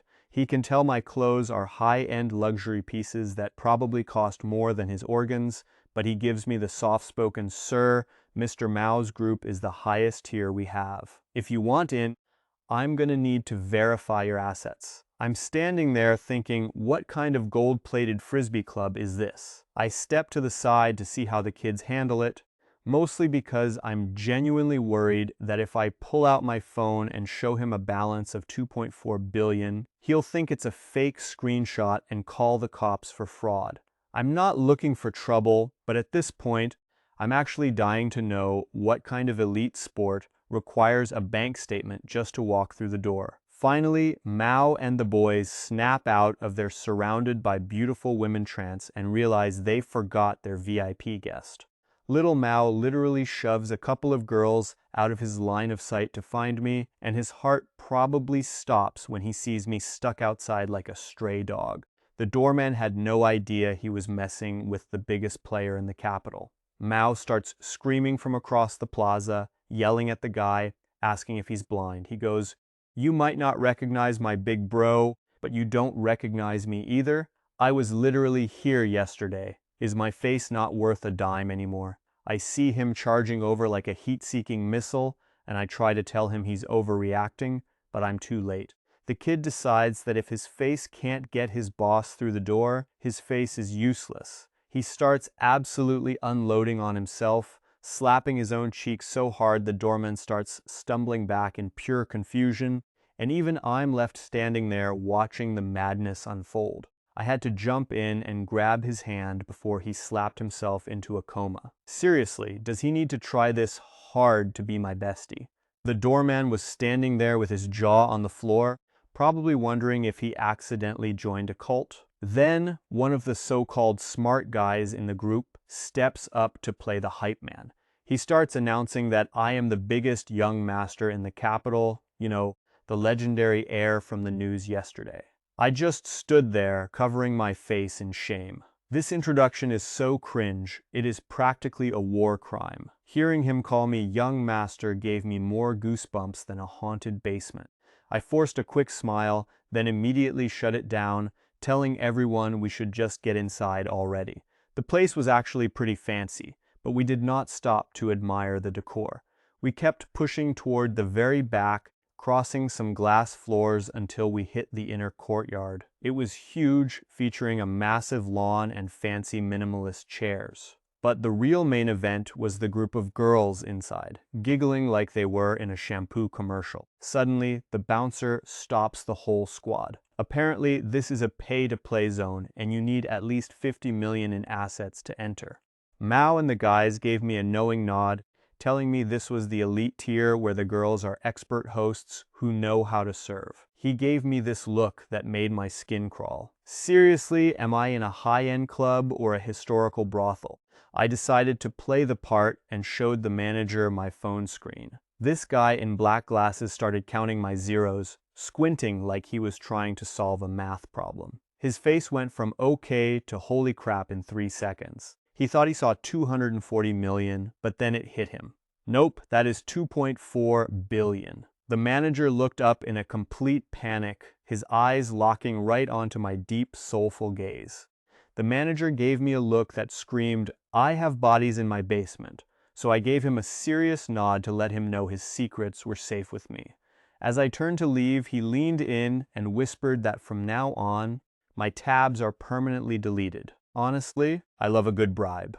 Free stuff is my love language. So, the Frisbee festivities officially kicked off. I marched onto the field with a flock of pampered rich kids, and as the female coach started explaining the rules, I realized I'd totally misjudged the situation. I was expecting some weird, shady underground sport, but this was just Ultimate Frisbee. It's basically a Frankenstein's monster of soccer movement, basketball, and football scoring. It's incredibly abstract, and considering this young master crowd is involved, you just know there's a degenerate agenda hidden in the playbook. The moment the coach dipped, these spoiled brats let their true colors show. I sat on the sidelines watching the train wreck unfold. I called it, half these guys were basically auditioning for the role of the family dog just to get some accidental physical contact with the ladies. And the girls, they were tripping every 5 seconds, making sure to highlight every single curve for the sake of the plot.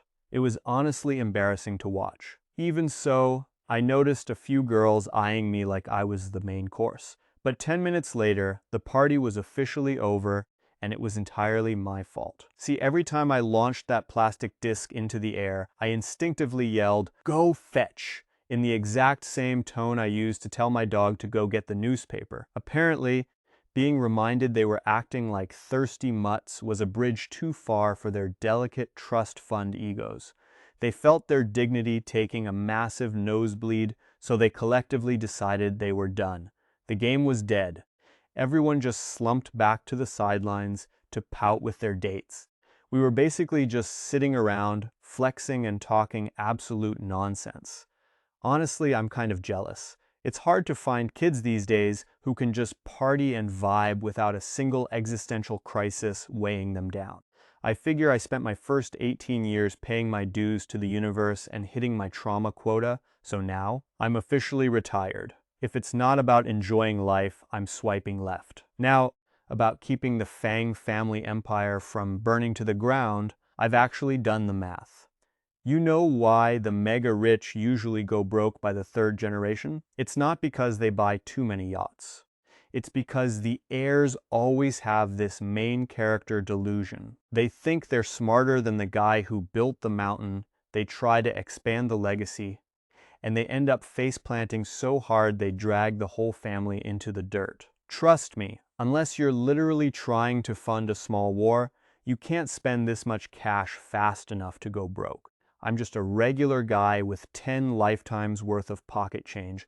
Why would I stress myself out trying to micromanage a corporation when the office is already packed with overqualified NPCs who actually know what they're doing?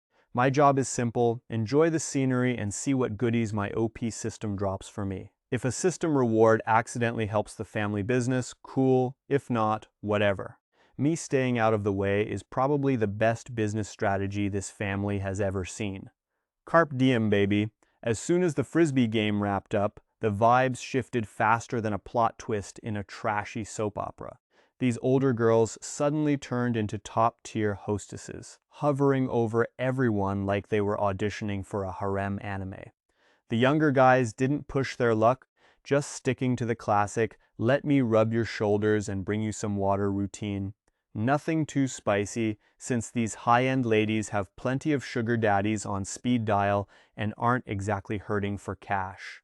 I just followed the group of ladies.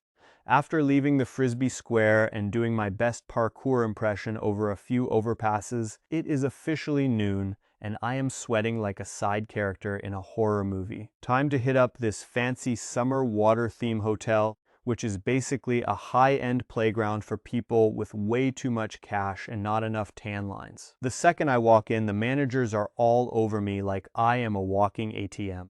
They escort me to a massive suite featuring a private 65 square foot pool, ice-cold AC, and a bed big enough to fit a protagonist and their inevitable harem. There is cold soda, sweet fruit, and snacks galore. Honestly, it is the perfect spot to chill and finally learn how to swim. I never had the chance back in the day, but hey, better late than never to start filling those gaps in my childhood. I am just stepping out of the dressing room in my trunks when my phone starts screaming. I check the screen and oh boy, that number looks way too familiar for comfort. I pick up and give it the classic polite but confused, "Hello? Who is this?" Silence on the other end. I ask again and finally a voice comes through. It is calm, elegant, and vibrating with enough emotion to make a grown man sweat. My brain reboots instantly. Is that you, Ningbing?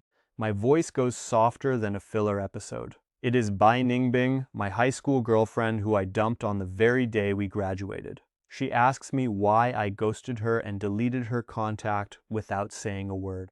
I start stuttering like a glitchy NPC, lying through my teeth that it was just an accident. She is not buying it. Her voice starts to crack, and she tells me she talked to our old homeroom teacher. Apparently, my scores were high enough to get into the prestigious Peking University, so she wants to know why I broke our pinky promise and secretly swapped my application to Nanda. My excuse? It is closer to home and way more convenient for classes. Smooth, I know, real smooth. Look, going to the top university in the capital is going to drain my bank account just on travel costs alone. My financial situation is basically a tragedy at this point, and I told her straight up that the gap between us is wider than the plot holes in a filler arc. I tried to sound as sincere as a protagonist in a low-budget drama, but she hit me with the "I've got this" card. She told me she'd cover my tuition with her allowance because she never cared about my empty wallet. I had to sit down for this one, trying to explain that I just can't provide the lifestyle she deserves, and that she's better off without me. Classic, it's not you, it's me vibes, right? But she wasn't having it. She cut me off, crying that she doesn't need a rich guy, she just wants to be with the person she loves. She even brought up our old vows, which really twisted the knife. I took a deep breath and dropped the hammer. I told her things have changed and we're just not a match anymore. I didn't want to keep lying to her. She asked if it was because of my biological parents, mentioning she went to my old place yesterday only for the neighbors to tell her I'd ghosted the neighborhood. I finally had to be brutally honest. I told her there's another girl, a family arrangement from 18 years ago that's basically been hard-coded into my destiny. I told Bai Ningbing that I'm the one who failed her and that I'm not worth her tears. There was a long, heavy silence on the other end, followed by the sound of her breaking down. Bai Ningbing is honestly the kindest, most gentle soul I've ever met. If it weren't for Shen Yuan being the main quest in my life right now, she would have been the first person I called the second I finished moving in. I'm sitting here praying to whatever God is listening that she finds a guy who isn't a complete dumpster fire. I'd honestly prefer if she thinks I'm the ultimate villain, a bottom-feeding, heartless beast, as long as it means she stops clinging to this dead-end relationship. If I end up with Shen Yue, I'm straight up robbing the world of something pure. Because Bai Ningding is basically a literal angel sent from heaven. I waited for her to hang up, feeling like my heart was being shoved through a meat grinder. I forced my voice to stay cold, even though my eyes were redder than a Marvel movie logo. I told her to just hang up, but she just kept sobbing. I finally snapped and shouted into the phone, asking her what she was waiting for. I told her to curse me out, to tell me to get lost, because I didn't love her anymore. But she didn't give up. She begged to see me, even just from a distance, like some tragic protagonist in a low-budget drama. I choked back a sob of my own and screamed at her, asking if she really wanted to be the side chick. I told her to stop wasting my time because I was with the other girl now. Then I slammed the phone shut. I chugged a drink like my life depended on it and stared at the sky, trying to find some peace in this chaotic script. Eventually, I had the driver get me out of there. I'll join those rowdy kids some other time. Right now, I've got some business with Qingling to settle. When I got back home, Shen Yue was on the balcony, fussing over her plants. She looked up and immediately saw my face. And let's just say she could tell I wasn't exactly having a great day. They asked why I was back so soon, but I wasn't exactly in the mood for a family reunion. I ignored everyone and dived headfirst into bed. Look, between the booze and the nap, I was just trying to delete my feelings. I just hope that stubborn girl finally moves on. The world is full of decent guys, and honestly, I'm just a grey-tay scumbag. 5 p.m. rolled around and I finally crawled out of my coma. Shen Yue was at the desk, buried in schoolwork. she's actually serious about returning to campus. With her brain power and our family's massive influence, getting her into Spirit University to keep an eye on me was a total breeze. "You're awake? There's water on the right," she said, being her usual sweet self. Even with my head in a tailspin, I wasn't going to be a jerk to her, but as I headed for the bathroom, she dropped the ultimate bombshell. Turns out another girl called while I was dreaming, and Yueyu just straight up told her where I was. I froze. I told her that girl was special and I didn't want to ruin her life, but Yueyu hit me with a reality check that only happens in these stories. She asked if I was planning to give up her spot. She wanted to know why I'd let a good girl go instead of just holding on to both of us. Then she hit me with the elite tier logic, why should I live with regrets? She reminded me that in our social circle where I'm set to inherit hundreds of billions, I don't have to choose like some regular guy. I can literally have it all. She told me to get it through my head. I'm not that broke kid anymore, and it's time I started acting like the guy who owns the place. Her voice was barely a whisper, but man, every word hit like a freight train to the chest. I stood there like a glitching NPC, mouth open, brain dead. I honestly thought I could just sleep through the drama and ignore reality, but Shen Yueyue decided to hit me with the metaphorical wake up bat. And let's be real, this was probably Wang Xian's idea too, classic tag team manipulation. I stared at my phone, looking at a bunch of missed calls from Bai Ningbing, and my heart was doing gymnastic routines it definitely wasn't built for. Look, if I'm not letting go, I've got to use my own brand of persuasion to keep her close. We aren't talking about flexing my bank account or my young master status. No, I'd have to drop some serious logic on her to make her accept this mess. I thought about it for a second, but then remembered I'm lazy and the pressure was giving me a migraine, so I almost threw in the towel. But gotta hand it to her, Shen Yueye is the ultimate MVP when it comes to being a supportive partner. She basically brought me a whole treasure chest to play with. We're talking Patek Philippe, Vacheron Constantin, Richard Mille, Franck Muller, and even some custom Rolexes. Just a casual box of over 20 watches worth maybe $30 or $40 million. No big deal, right? So there I was, sitting at this crystal clear glass table in the pavilion, the sunset hitting me like a high-budget movie filter, opening this box of wonders. I'm literally sitting there with a magnifying glass and a luxury watch brochure like I'm about to pull a heist at a museum. Shen Yueye was just vibing next to me, pouring tea and peeling fruit like we weren't sitting on a literal mountain of gold. This went on until dinner time when the butler came sprinting towards me like he was training for the Olympics, gasping that some random girl had just shown up at the manor gates. Honestly, if it were anyone else, I wouldn't care, but Bai Ningbing is so soft and gentle, it's practically a medical condition. In the game of love, a girl like that is going to get wrecked and go through more character development trauma than a shonen protagonist before she finally finds her full soulmate. She's just too easy to pick on. Once the butler makes his exit, I shove my watch back into its box, take a heavy swig of water, and try to play it cool. I look over at Shen Yueye, expecting a lecture, but she just keeps peeling apples like she's in a competitive fruit slicing league. She tells me being kind isn't a sin, and even suggests that if the girl doesn't mind, she can stay the night since this house has more spare rooms than a Hilton hotel.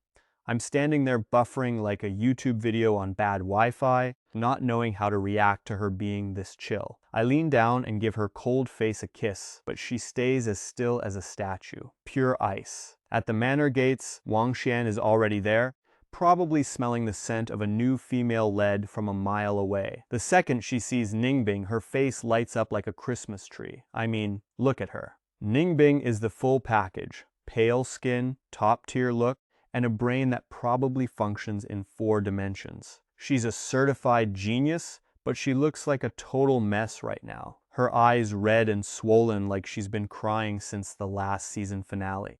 Wang Qian also clocks the white Ferrari she's driving, which is basically the universal sign for being rich enough to ignore red flags. Before I can even walk over, Wang Qian starts playing the part of the concerned mother figure, apologizing for me being a total disaster. Ningbing just tells her she just had to see me, explaining she flew in from the capital this afternoon. Man, that's a long flight just to get your heart played with. Wang Qian starts trashing me instantly, calling me a brat for making a girl travel hundreds of miles just to track me down, and then she's already ushering her inside. Yu Yue raised her hand and cut me off before I could even get started. This is just a temporary arrangement. We'll figure out the rest later. I looked at her, really looked at her.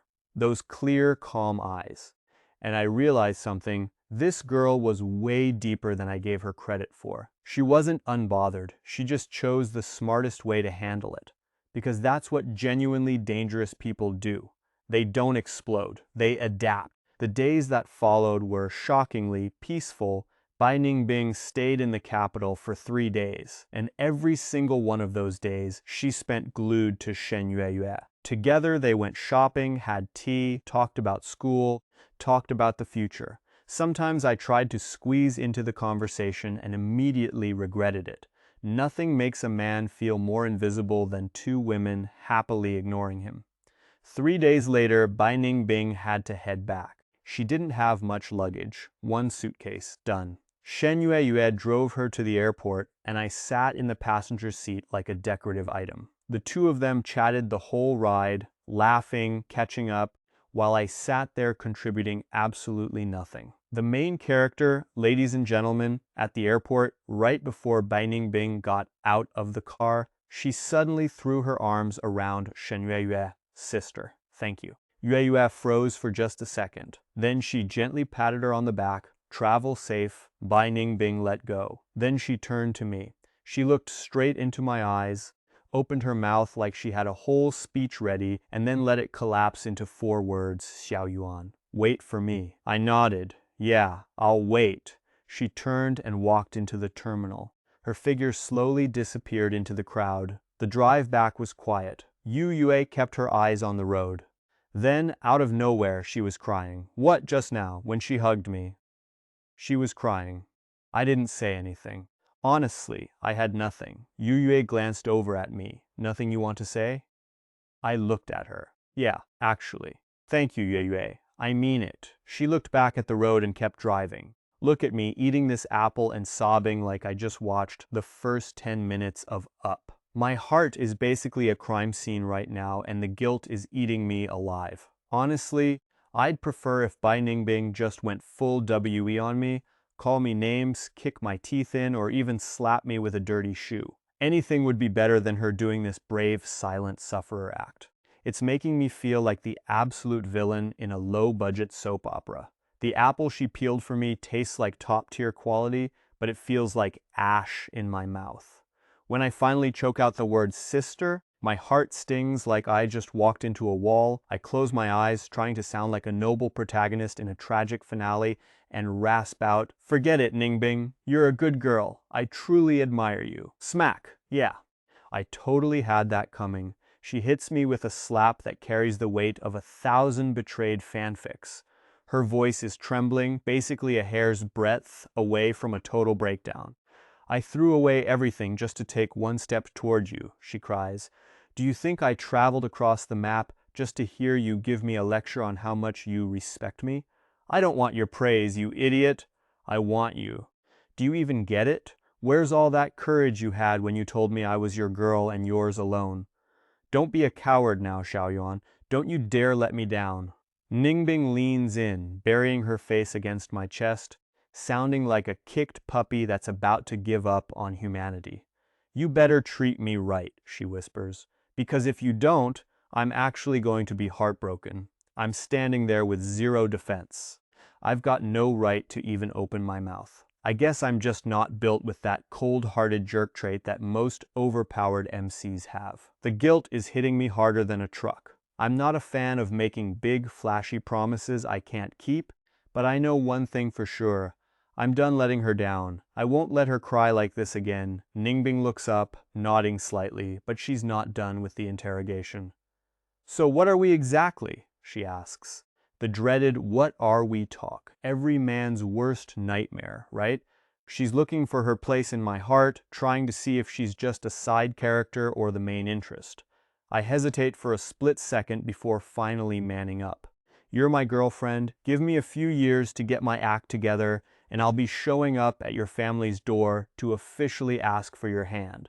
Suddenly, she slides her hand onto my waist, basically telling me, look, you're a grown man now, so don't let my quiet library girl aesthetic fool you into thinking I'm not down to play. I'm going to be the best girlfriend you've ever had. Her hand is just chilling there, and honestly, all my thirsty thoughts just evaporated into thin air. It's like a Hallmark movie suddenly broke out in the middle of my spicy life. You've got to believe in love, guys, because happiness hits you like a freight train when you least expect it. Case in point, we're mid-hug when Shen Yueyu sneaks in like a literal ninja, watches us for a hot second with zero chill, drops a fruit plate, and vanishes back into the shadows. Stealth level 100. Thankfully, Binding Bing didn't see the witness to our crime, or this would have been awkward with a capital A. I'm like, babe, you're way up at Beijing University and I'm stuck down south at Nanda. How is this long-distance struggle bus even going to work? But she gets serious and tells me she'll just hop on a flight to my campus every single weekend. She's determined that if other guys have girlfriends, I'm going to have the ultimate premium version.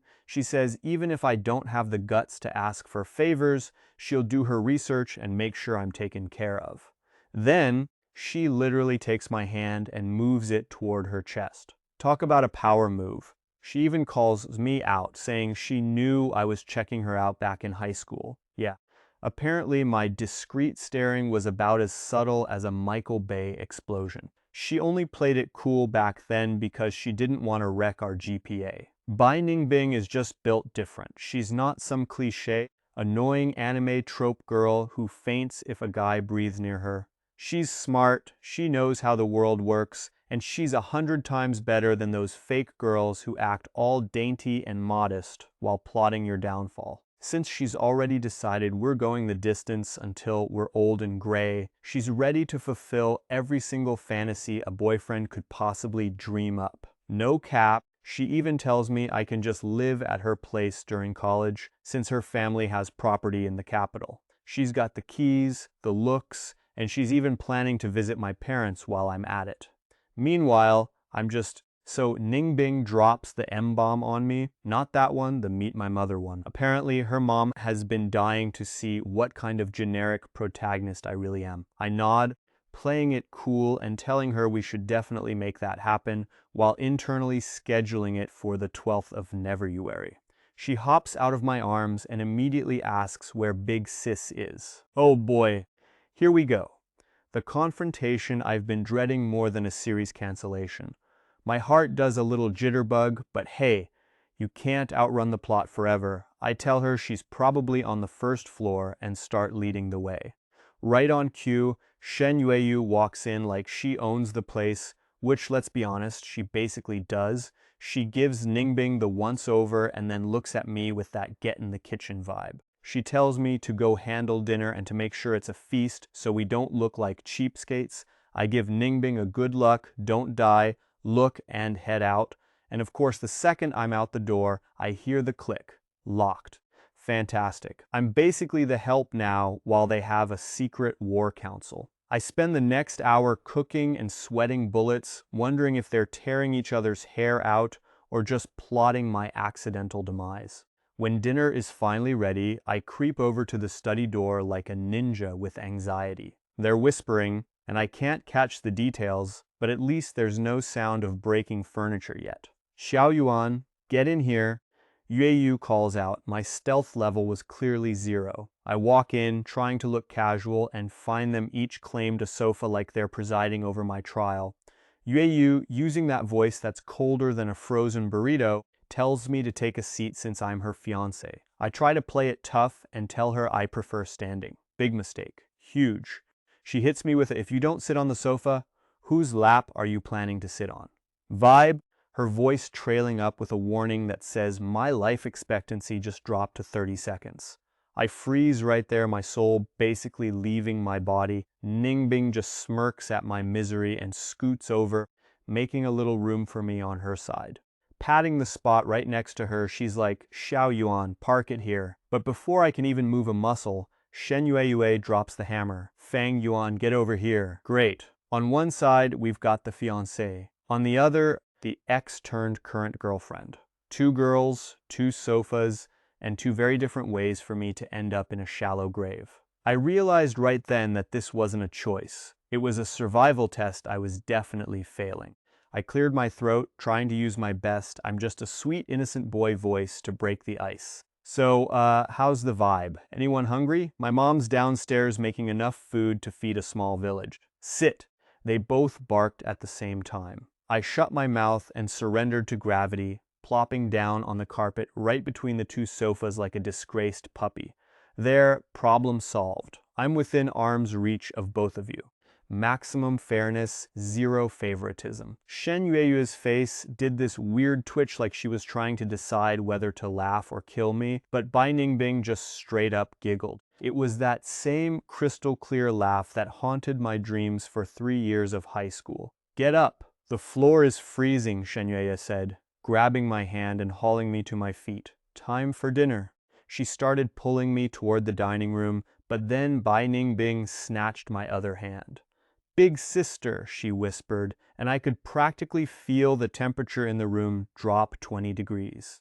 Grandpa was already holding down the fort at the head of the table, with Fang Zhicheng and Wang Jin on one side and Shen Yue's parents joining the party. I looked down and realized we were walking in the most ridiculous formation ever. Shen Yue leading the way, me in the middle being dragged like a human wishbone, and Bai Ningbing trailing half a step behind. So there I am, sitting right by the door and sandwiched between two absolute goddesses. My mom, Wang Qian, is looking at the three of us like she's trying to solve a high-level calculus equation. You can practically see her brain buffering. This morning she was worried I'd never get over my ex. And now, I've got a Ferrari-driving beauty literally knocking down the door to see me. Mom's face is a total masterpiece of what the hell is happening. She immediately goes into full hospitality mode, shoving her signature braised pork onto Bai Ningbing's plate like it's a peace offering. She tells her it's my favorite dish, basically trying to win her over with calories. Ningbing takes a bite, her eyes light up, and she actually enjoys it. Meanwhile, Shen Yue is just over there eating with the elegance of a Victorian royal, while I'm sitting on pins and needles praying for the sweet release of death. Thankfully, the adults are pros at keeping things civil, but Grandpa is giving me a look that says he knows exactly what kind of harem protagonist nonsense I'm pulling, and it's making my skin crawl. Once the parents finally clear out, Mom drags Ningbing off to the living room for some interrogation. I mean, chatting, and Yue calls me out to the garden. The night breeze is blowing, the flowers smell great, and the city lights are glowing like a neon river in the distance. Yue is standing by the gazebo looking like a tragic anime lead and asks if we've settled things. My heart does a backflip. Settled what? Then she drops the hammer. She says she's leaving and the other girl is staying. Her voice is so quiet it practically drifts away with the wind, leaving me standing there like a total NPC with no idea how to even respond. I turn around and there she is, looking all pale and majestic in the moonlight like she's posing for the cover of a generic romance novel. Suddenly she hits me with a smirk, her first real smile of the night, and says, "Just kidding." Apparently she's decided the other girl is a good girl and she's officially given her blessing. My brain short-circuits. Blessing for what? For us to be together, obviously. My jaw hits the floor because, let's be real, I have no idea what to say to that. Shen Yue steps into my personal bubble, looking up into my eyes like she's searching for a single functioning brain cell. She asks if I know why she's suddenly willing to share her favorite toy. I shake my head, playing the role of the clueless protagonist to perfection. She tells me it's because when the other girl approached her, the first word out of her mouth was sister. She told Yayu she loved me, but didn't want to make things awkward. If Yayu didn't accept her, she'd just wait. Yayu is acting way too calm about this, explaining that the girl wasn't trying to stage a coup. She was just being honest. She even asked her what she'd do if she never got the green light. The girl said she'd wait until I graduate, until I start working, or basically until the heat death of the universe. She won't force anything, but she won't quit either. If I find a better destination, she'll just watch from the sidelines like a tragic background character. If not, she'll be there. Yu stops for a second, sounding actually impressed, which is terrifying. She asks me what kind of cosmic luck I must have stumbled into to deserve a girl like that. I just look at the ground, feeling like a total jerk, but also kind of winning at life. So Yue says she's fine with it. She reaches out and grabs my sleeve, pulling me close just to remind me who's boss. But don't go thinking she's tapping out of the race. She reminds me that our engagement has been set in stone since we were kids. So what I'm saying is, you've got the devil's own luck. Shen Yu actually rolls her eyes at me, which is a rare sight. Apparently, the two of them sat down, had a little heart-to-heart, and decided to play nice. The deal? She's the girlfriend and Yue is the official fiancé. When the wedding bells eventually ring, Yue moves into the Fang family mansion and the girlfriend gets to decide her own destiny.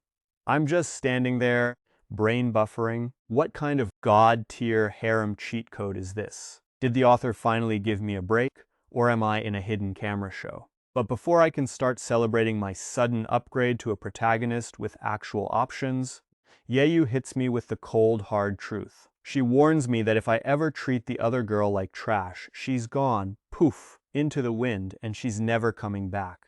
I'm nodding like a bobblehead on a bumpy road, promising to treat them both like queens. Yueyu just arches an eyebrow, asking the million-dollar question, and how exactly do you plan on doing that? You gonna play it fair, or is one of us going to be the favorite child? I'm officially stumped. I mean, I'm good, but I'm not managing a polyamorous schedule good. She looks up at the moon, getting all poetic on me. A person doesn't need to own everything, she says, her voice sounding like it's drifting in from another dimension. She just needs a spot in your heart.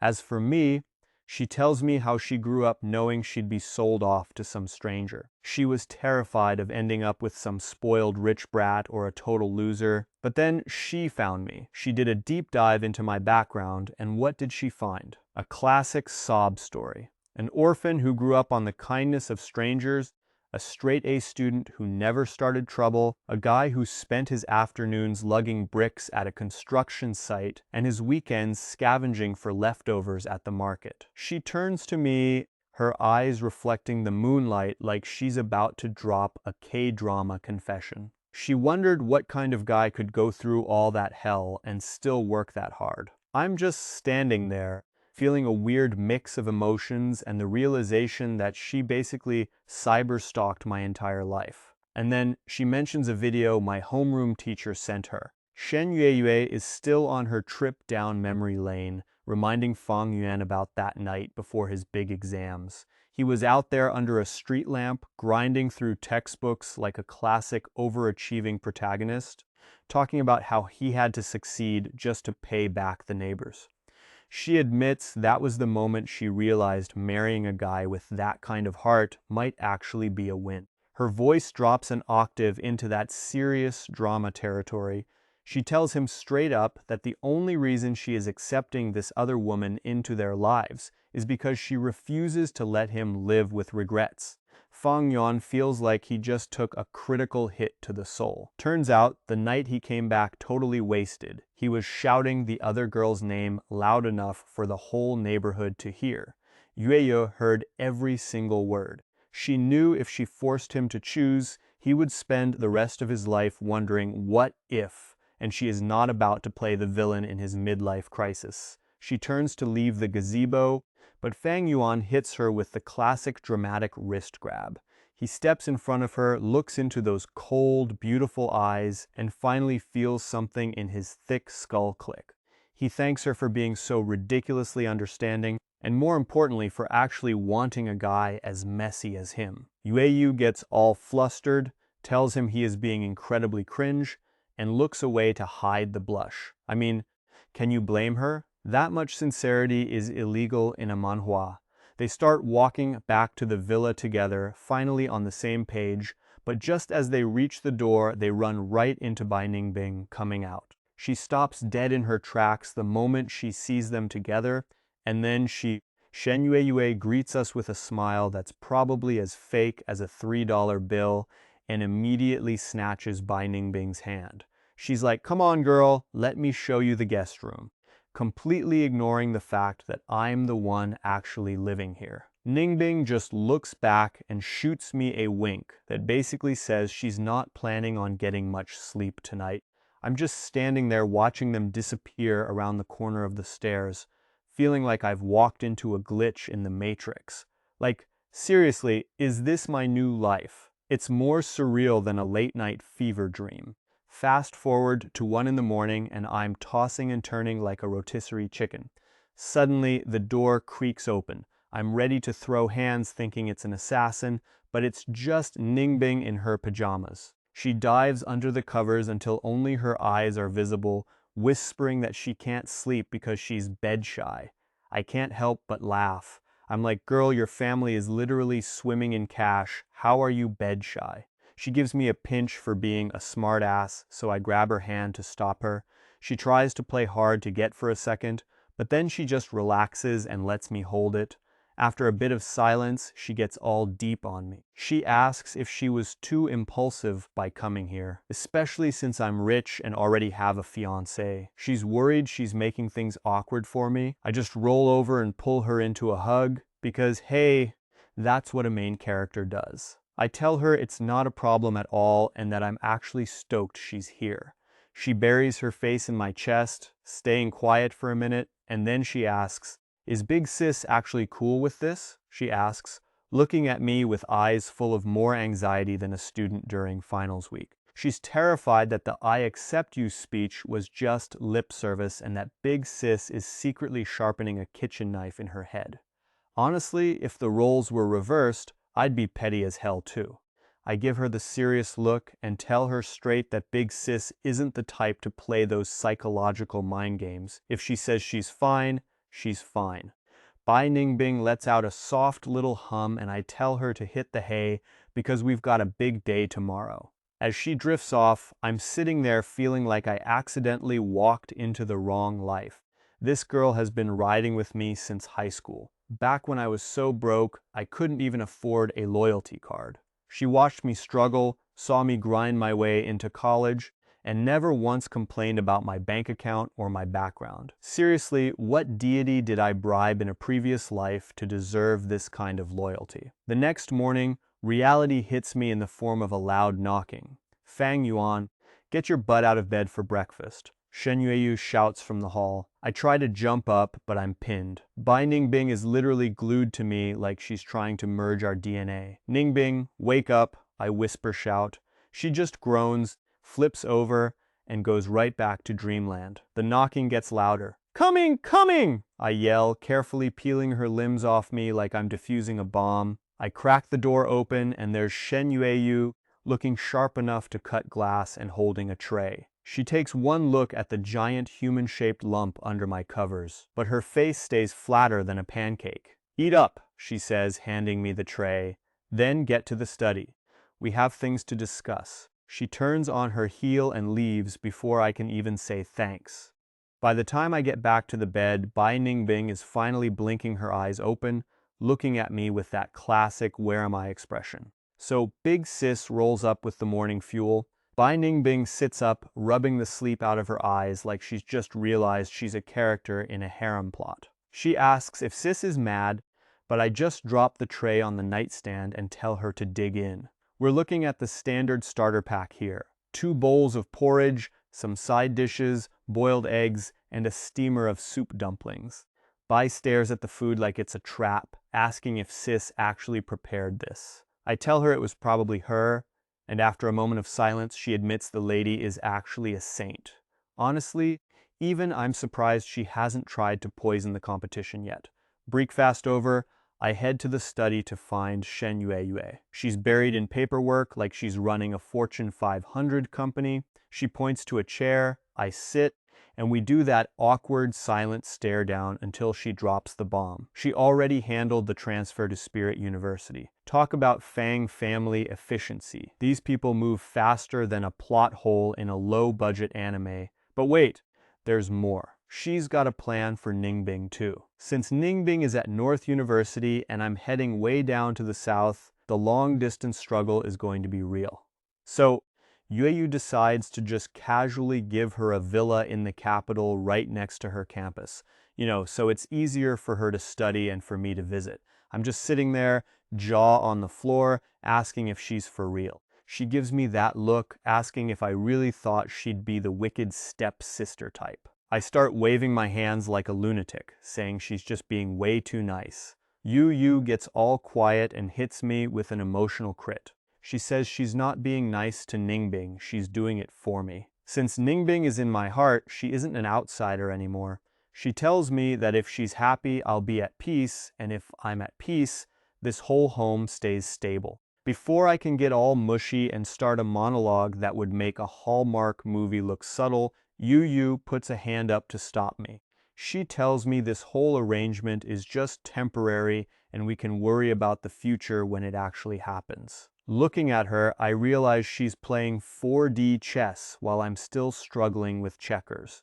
She isn't just okay with the situation, she's just way smarter at managing this mess than I am. It's official, she's the brains of this operation, and I'm just the guy with the plot armor. The next few days are disturbingly peaceful. Ningbing stays in the capital for 3 days, and honestly, she and Yueyu are practically joined at the hip. They go shopping, grab tea, and discuss school and their futures like they haven't been fighting over the same guy for chapters. I try to jump into the conversation a few times, but I'm basically a third wheel in my own harem. It's awkward, it's humbling, and I'm pretty sure the author is laughing at me. 3 days later, it's time for Ningbing to head back to Jinling. She's traveling light, 1 suitcase, and hopefully 0 emotional baggage. Yueyu drives her to the airport while I rot in the passenger seat. These two are chatting away like they've been besties since kindergarten, and I, the supposed main character, can't even get a word in edgewise. At the terminal, Ningbing pulls a move I didn't see coming. She grabs Yueyu in a hug and whispers, "Thank you, big sister." Yueyu freezes for a second, probably wondering if this is a trap, but then she just pats her back and tells her to get home safe. Then Ningbing turns to me. She stares into my eyes, her mouth opening like she's about to drop a massive spoiler, but all she says is, "Xiao Yuan, wait for me." I just nod like a dork and tell her I will. And just like that, she disappears into the crowd, leaving me with a suitcase-sized hole in my schedule. The silence on the drive back is louder than a Michael Bay explosion. Yueyu is focused on the road, looking like she's lost in thought until she finally drops a bombshell. "She was crying," she says. I'm caught off guard. Wait, what? Yueyu tells me that during that hug, Ningbing was actually losing it. I just sit there in silence, feeling like the world's biggest idiot for not noticing. Yueyu glances at me, probably wondering how I've survived this many episodes with 0 emotional intelligence. "Nothing to say for yourself?" she asks. I look at her, finally finding some sincerity in my system. "Thank you, Yueyu, I mean it." She just shifts her gaze back to the road and keeps on driving.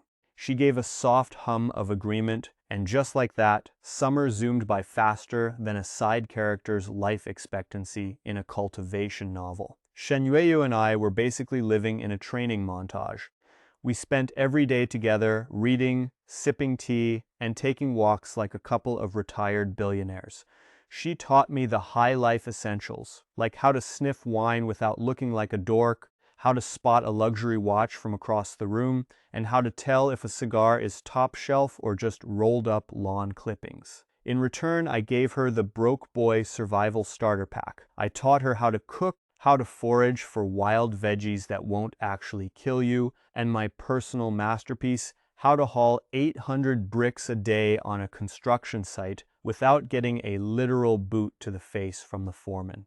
Talk about a fair trade, right? Whenever I'd spill the tea on my tragic backstory, she'd just sit there, quiet as a mouse. No "oh you poor thing" eyes, no pity party invitations, just pure listening. but I could tell her brain was soaking it all up like a sponge. One day, we were driving past that ancient, crumbling neighborhood I used to call home. I pointed at a building that looked like it was holding on for dear life and said, "Yup, that's the place.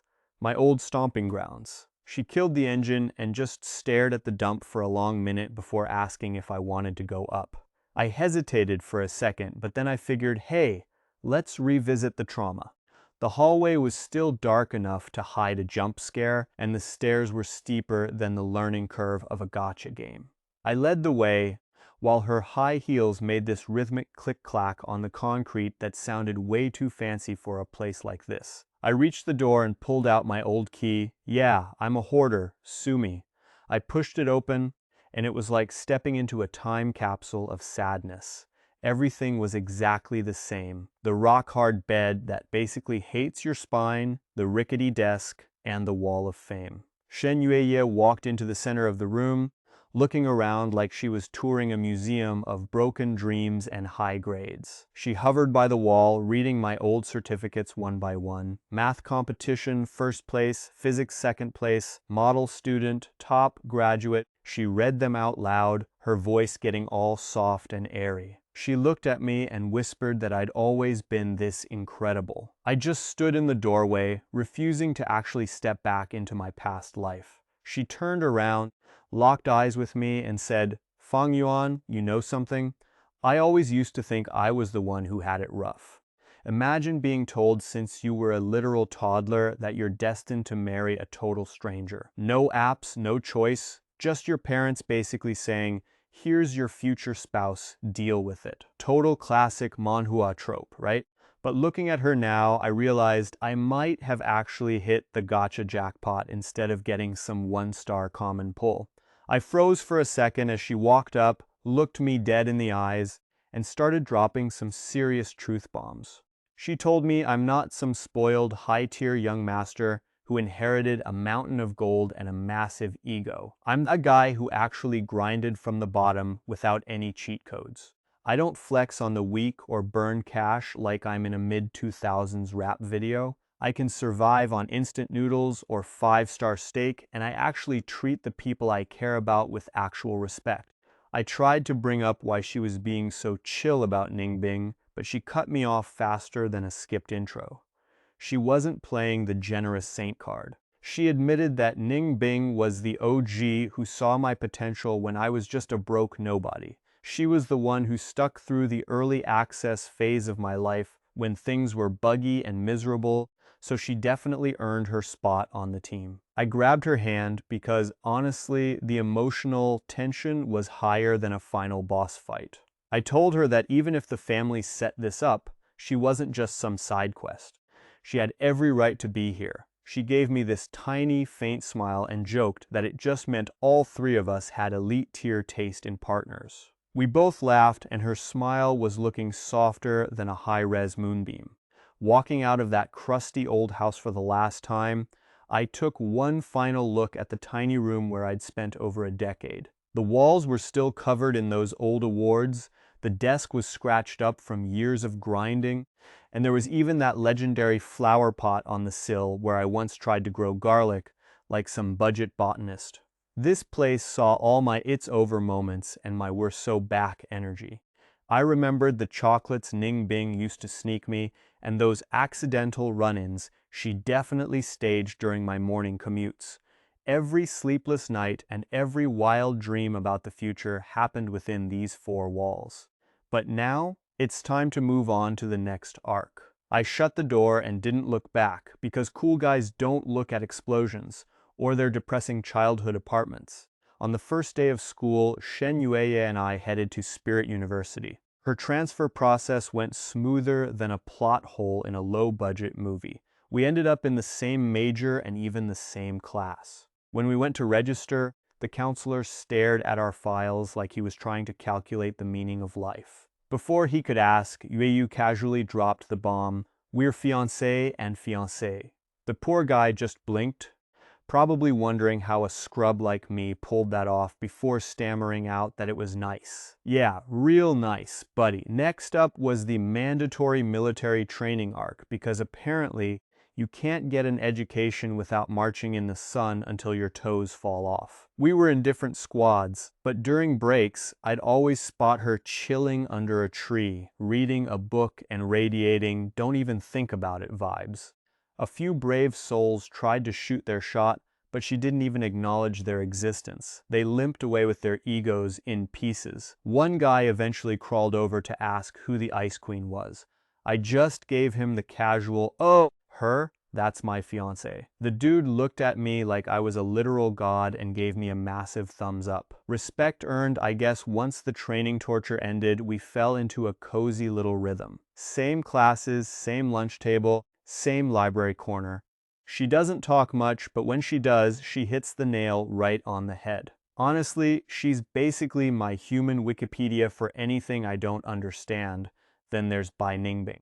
This girl literally flies in from the capital every single weekend like she's got a private jet or zero chill. She'd land Friday night and head back Sunday, always loaded with bribes. I mean, gifts. We're talking traditional pastries, her mom's special pickles, and even stuff she knitted herself. One time she brought 2 scarves, one for me and one for Yueyu. Yueyu actually stared at it for a solid minute before admitting Bai had some serious craft skills. Bai's eyes turned into happy little crescent moons. "Glad you like it, big sis," she chirped. So yeah, now we're this weirdly functional trio, hitting up malls and movies together like some kind of unconventional sitcom. Sometimes we just hung out at Shen Yueyu's off-campus apartment, both of us buried in our own books. To any normal person watching from the outside, this whole setup looks like a total circus, but for us, it was weirdly peaceful. I knew Bai Ningbing was feeling neglected, and Shen Yueye was definitely keeping a mental scoreboard, but neither of them said a word. They were both playing this high-stakes game of emotional Tetris to keep things balanced, and my only job was to treat them both like queens. It's the classic harem protagonist struggle, but without the cool superpowers. Anyway, during winter break of my sophomore year, I decided to visit Bai Ningbing's family. Her place was in one of those elite villa districts that scream, "We have a wine cellar and probably a tax shelter." It was way more posh than I expected. Her parents were the intellectual type, super polite, very refined, and probably used words I'd need a dictionary for. Over dinner, her mom asked about my family history, and I gave it to them straight. I told them I was an orphan who grew up eating whatever the neighbors handed out before my biological parents finally tracked me down. Total vibe check. Her mom froze for a second, then piled a mountain of food onto my plate, telling me I'd suffered enough. I'm not gonna lie, I almost caught a stray emotion right there. Then the dad, who'd been silent the whole time, hit me with the big one. He asked if I was actually serious about Ningbing. I looked him dead in the eye and gave him the "I'm the main character" nod.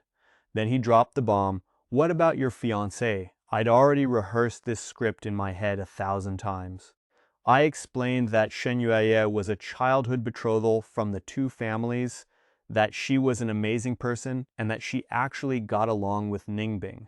We had our own unique 3-person ecosystem going on. He stared at me for what felt like an hour before sighing like he'd just given up on understanding how the youth of today functions. He told me they couldn't control what kids do these days, and as long as I didn't make Ningbing cry, they'd stay out of it. I gave them a solemn nod, promising I wouldn't screw it up. As I headed out, Bai Ningbing walked me to the door and grabbed my hand. My mom whispers to me that she thinks you are a real stand-up guy, super honest. I had to laugh and ask if that was a compliment or if she was just calling me a total pushover. She laughs too, swearing it is the former. I look at her and decide it is time for a little heart-to-heart. "Ningbing, do you regret it?" She looks confused, asking me what there is to regret. I tell her straight up, regret coming to find me. If I was not in the picture, she could be at Peking University, basically the Ivy League of the East, dating some top-tier overachiever in a normal relationship.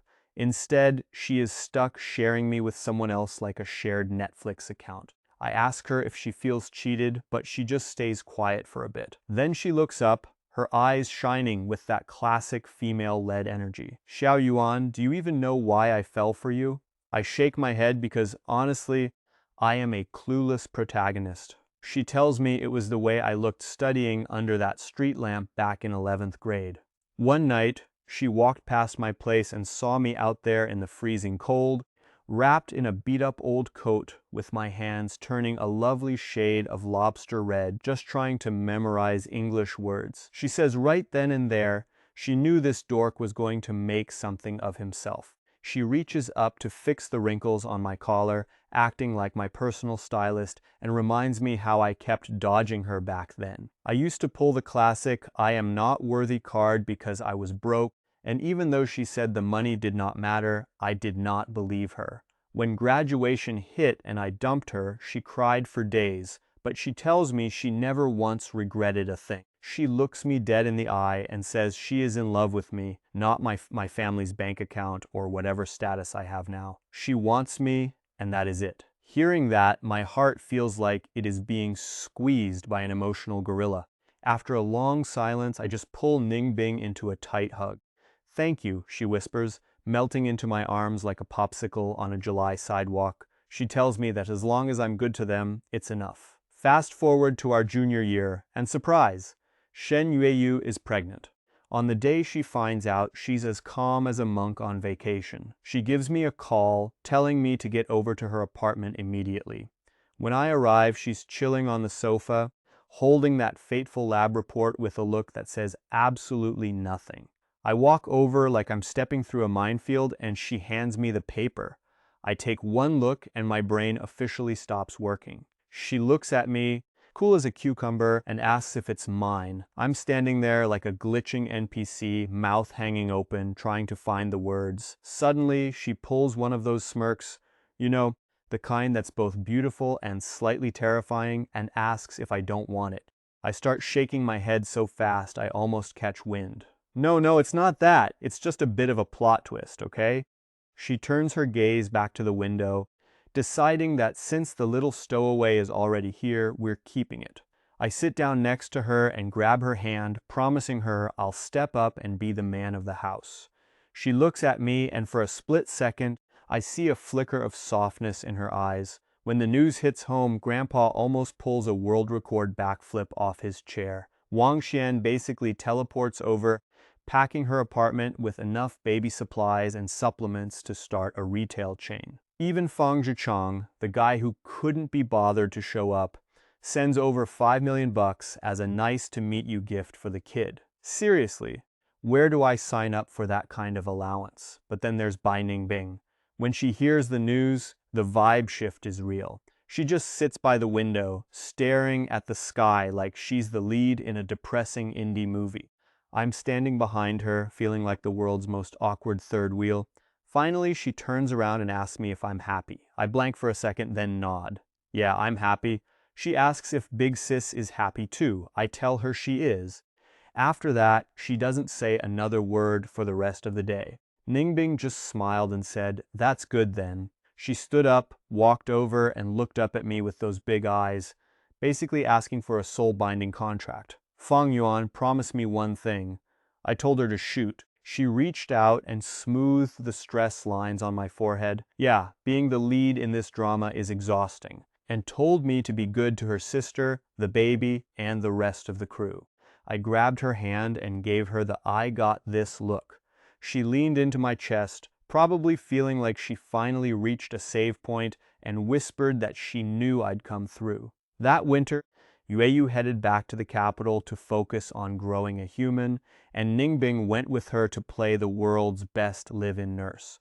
They were living under one roof, one incubating and the other caretaking, while I was basically a frequent flyer, burning through miles just to see them. Every time I touched down, I'd find them strolling around, shopping, or debating which baby gear was worth the hype. One time, I walked in and saw Yueyu lounging on the couch while Ningbing was actually kneeling on the floor, massaging her swollen feet. The way Yueyu looked at her, pure, unfiltered tenderness. No drama, no schemes, just a vibe I'd never seen before. Right then, I thought maybe the cosmic writers finally decided to give me a win. Fast forward to a beautiful spring day when the kid decided he was done being a roommate. Yueyo was in the delivery room for 6 straight hours. Me and Ningbing spent those 6 hours pacing outside like we were trying to power a generator. My parents, Wang Qian and Fang Jicheng, rushed over, but the old man stayed home since his legs are basically ancient artifacts at this point. When the nurse finally walked out carrying a tiny human and said the mom and baby were both safe, my legs literally turned into noodles. Ningbing had to catch me, her own eyes getting all watery like she was watching the season finale of a tearjerker. I finally went in to see Yueyo. She was pale, looking like she'd just finished a boss fight, but her eyes were bright. She asked where the baby was, and I told her my mom was already hogging him outside. She nodded, looked me right in the eye, and said, "Fang Yuan, give him a name." So I took a moment to think. So our main man, Nian Nian, and seriously, how many times can the narrator repeat that name before it sounds like a broken record? Just stands there stunned until he finally cracks a smile. While Shen Yueye is busy playing Sleeping Beauty, Bai Ningbing sneaks in. She's staring at the sleeping mom and then looks at the fresh out-of-the-box human in the crib. She turns to Xiao Yuan and drops a massive life update. She's moving to the capital to start her career. Why the sudden move? Because according to her, raising a kid solo is a total grind, and she wants to be there to help out. Plus, she claims the kid can't grow up without an aunt. Yeah, sure, let's call her the aunt for now, because explaining this family tree to a social worker would be a nightmare. I'm just standing there, getting all hit in the feels, realizing these two women aren't just my romantic interests anymore. They're the literal pillars of this household. I'm basically the luckiest guy in a world full of trashy cultivation tropes. Fast forward to the 1-month baby bash. We're throwing a small party in the capital for the inner circle. The Fangs, the Shens, the Bais, and even the nosy neighbors who watched me grow up. Grandpa is grinning like he just hit the jackpot while holding his great-grandson, and my mom, Wang Qian, is busy playing the perfect hostess. My old man, Fang Zhichang, gets a little too cozy with the liquor and starts getting all sentimental, grabbing my hand for a heart-to-heart. Even Ningbing's parents showed up. Her mom gets all misty-eyed, swearing the baby looks exactly like Ningbing did when she was a toddler, which, okay, biology check, but I'll allow it for the sake of the vibe. Her dad just stares at me like he's contemplating a hitman before finally giving up and admitting he's too old to police our chaotic love lives. The banquet, as the party finally starts to wind down, I'm playing the dutiful husband role, helping Shen Yueyu back to her room. She's just finished her post-birth recovery month, so she's still looking a bit like a ghost. Right on cue, Bai Ningbing waltzes in, playing the sister of the year and bringing a bowl of hot soup. She tells Yueyu to drink up while it's hot, and then Yueyu does something crazy. She actually thanks her. Ningbing freezes for a second, probably wondering if she just entered a parallel universe, but then she just smiles and says it's what she's supposed to do. I'm standing there watching this whole hallmark moment, and I get hit with a serious case of the feels. A year ago, I was just a broke loser eating nothing but garlic noodles and hauling bricks at a construction site, literally fighting people over a few pennies. Now, watching Yayu sip her soup while Ningbing tucks her in and the baby snoozes in the cradle, I've got this weird feeling in my chest. It's called stability, and it's honestly terrifying. It feels like a real home. Later that night, I can't get my brain to shut up, so I head out to the balcony. The moonlight is so bright the yard looks like it's covered in a layer of silver frost, and the city lights in the distance are twinkling like a spilled bag of diamonds on the ground. I hear footsteps and turn around to find Ningbing. I ask her why she's not sleeping, and she just walks up to stand beside me. We're both just staring at the lights in silence for a while until she finally breaks it. She asks me if I think we can keep going like this forever. I look over at her, her face looking all soft and cinematic in the moonlight, and it's not that I don't believe. She isn't saying she doesn't trust me, but she's caught a major case of the what-ifs. She's worried about life throwing a curveball, people ghosting her, or the universe doing what it does best, ruining everything. Before she can spiral into a full existential crisis, I cut her off. I look her dead in the eye with that top-tier main character intensity and tell her that as long as I'm around, nobody is going anywhere. She freezes for a second, then hits me with a smile so soft and gentle it makes the moonlight look like a cheap halogen bulb. She says she believes me, leans her head on my shoulder, and for a moment, we're just two people vibing while staring at the distant city lights. The spring breeze is actually behaving for once, carrying a warm vibe, but then the universe remembers we're in a drama and triggers a baby's crying in the distance. Duty calls. Bai Ningbing heads inside to handle the tiny human, and pretty soon the screaming stops, replaced by her humming some sweet lullaby. I'm just standing there on the balcony, soaking in the fuzzy feelings when I hear footsteps behind me. It's Shen Yueyu rocking the oversized coat aesthetic. I ask her why she's not in dreamland, and she just stares at the horizon, saying the kid woke her up and now she's wide awake. We stand there in a heavy silence until she drops the ultimate deep question. She asks if I regret it. Regret what, you ask? Regret coming back. She stares at the lights and starts painting this whole alternate reality for me. She says if I hadn't returned, I'd probably still be back in that old house in Zhongling, breaking my back moving bricks at a construction site for peanuts. I could have gone to college, landed a boring 9 to 5, and lived the NPC dream by marrying Ningbing and having a couple of kids. No villains, no supernatural drama, and no third wheels messing with our relationship. She asks me straight up if that simple, ordinary life would have been better than the chaos we're dealing with right now. I sat there in silence for a long beat after she spoke. I reached out and pulled her close, wrapping an arm around her shoulder. Classic protagonist move, I know. I looked her in the eyes and asked, Yueyu, do you know what the absolute luckiest thing in my entire life was? She looked up at me, and I got all sentimental, telling her it was that one day I decided to open that specific door. If I hadn't, I never would have known I had parents, a grandfather, or even her. I whispered that I might have just ended up with Ningbing living some NPC tier ordinary life, but that wasn't my destiny. That was just a what if, and my real life is right here, right now. She looked at me with that shimmering look in her eyes, like she was about to drop a patch update, then leaned into my chest and whispered that she felt the same way. We stood out on the balcony watching the distant city lights, not saying a word. Inside, Bai Ningbing finally finished the boss fight of putting the kid to sleep and walked out. She saw us, paused for a second, then just smiled and joined the huddle. So there we were, the three of us standing under the moonlight like a weirdly attractive tripod. The city lights stretched out like a river of gold, and our home was right there at the end of the glow. After that, life became as smooth as a filler episode. The kids started growing up, going from crawling to walking to screaming Papa and Mama at the top of their lungs. Bai Ningbing opened a design studio in the capital and actually became kind of a big deal. She'd drop by every week to play with the little one and hang out with Yueyue.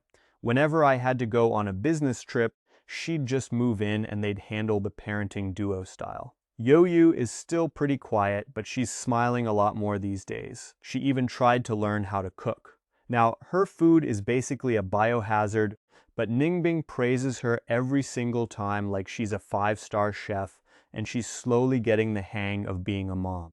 Now, I didn't actually kick that door down, but the kid clearly loves my vibes and won't stop hugging me. After I finally graduated, I joined the Fang group. Yeah, I started at the bottom, doing the whole humble grunt routine before slowly taking over the family business.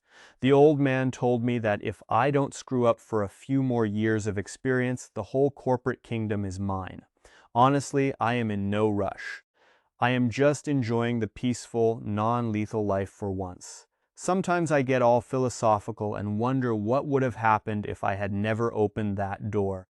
I would probably still be a corporate slave living in that dusty old house, spending my weekends at the mall with Bai Ningbing and stressing over mortgage payments and car loans like a background character in a boring slice of life anime. It wouldn't have been a tragedy, sure, but that is just not my destiny. My destiny involved a massive plot twist where I find my parents after 18 years, meet a fiancé who has been waiting for me longer than a fan waits for a movie sequel, and finally hold the hand of the girl who spent 3 years hunting me down. I finally have a home. It is a rainy day, and I am just chilling on the balcony with a book while Shen Yueye is inside putting the kid to sleep. Bai Ningbing is in the kitchen whipping up dinner. The rain hitting the glass sounds like a gentle soundtrack to my life. I look out the window and remember when I used to watch the rain all by myself in that crappy old apartment. Now, I have actually got people. I hear footsteps, and it is Shen Yueyou telling me the kid is finally down for the count. She sits next to me and leans on my shoulder, watching the rain with me like we are in some high-budget drama. Then, Bai Ningbing shows up with 2 cups of hot tea, telling us to drink something warm since it is chilly out. She puts the tea down, she pulls up a chair on my other side, and the 3 of us just sit there, staring at the rain like we are leads in a low-budget indie movie. Nobody says a word. The rain is still doing its thing, the tea is still steaming, and honestly, having them right there makes me realize something deep. The kind of deep that usually costs $50 an hour in therapy. Being the luckiest guy on earth isn't about how many zeros are in your bank account or how high you are on the social ladder. It is about having someone to sit with you when the clouds decide to have a mental breakdown. It is about someone handing you a hot drink when it is freezing and someone keeping the lights on when you stumble home late. I used to think I was the undisputed champion of loneliness, the king of the party of one.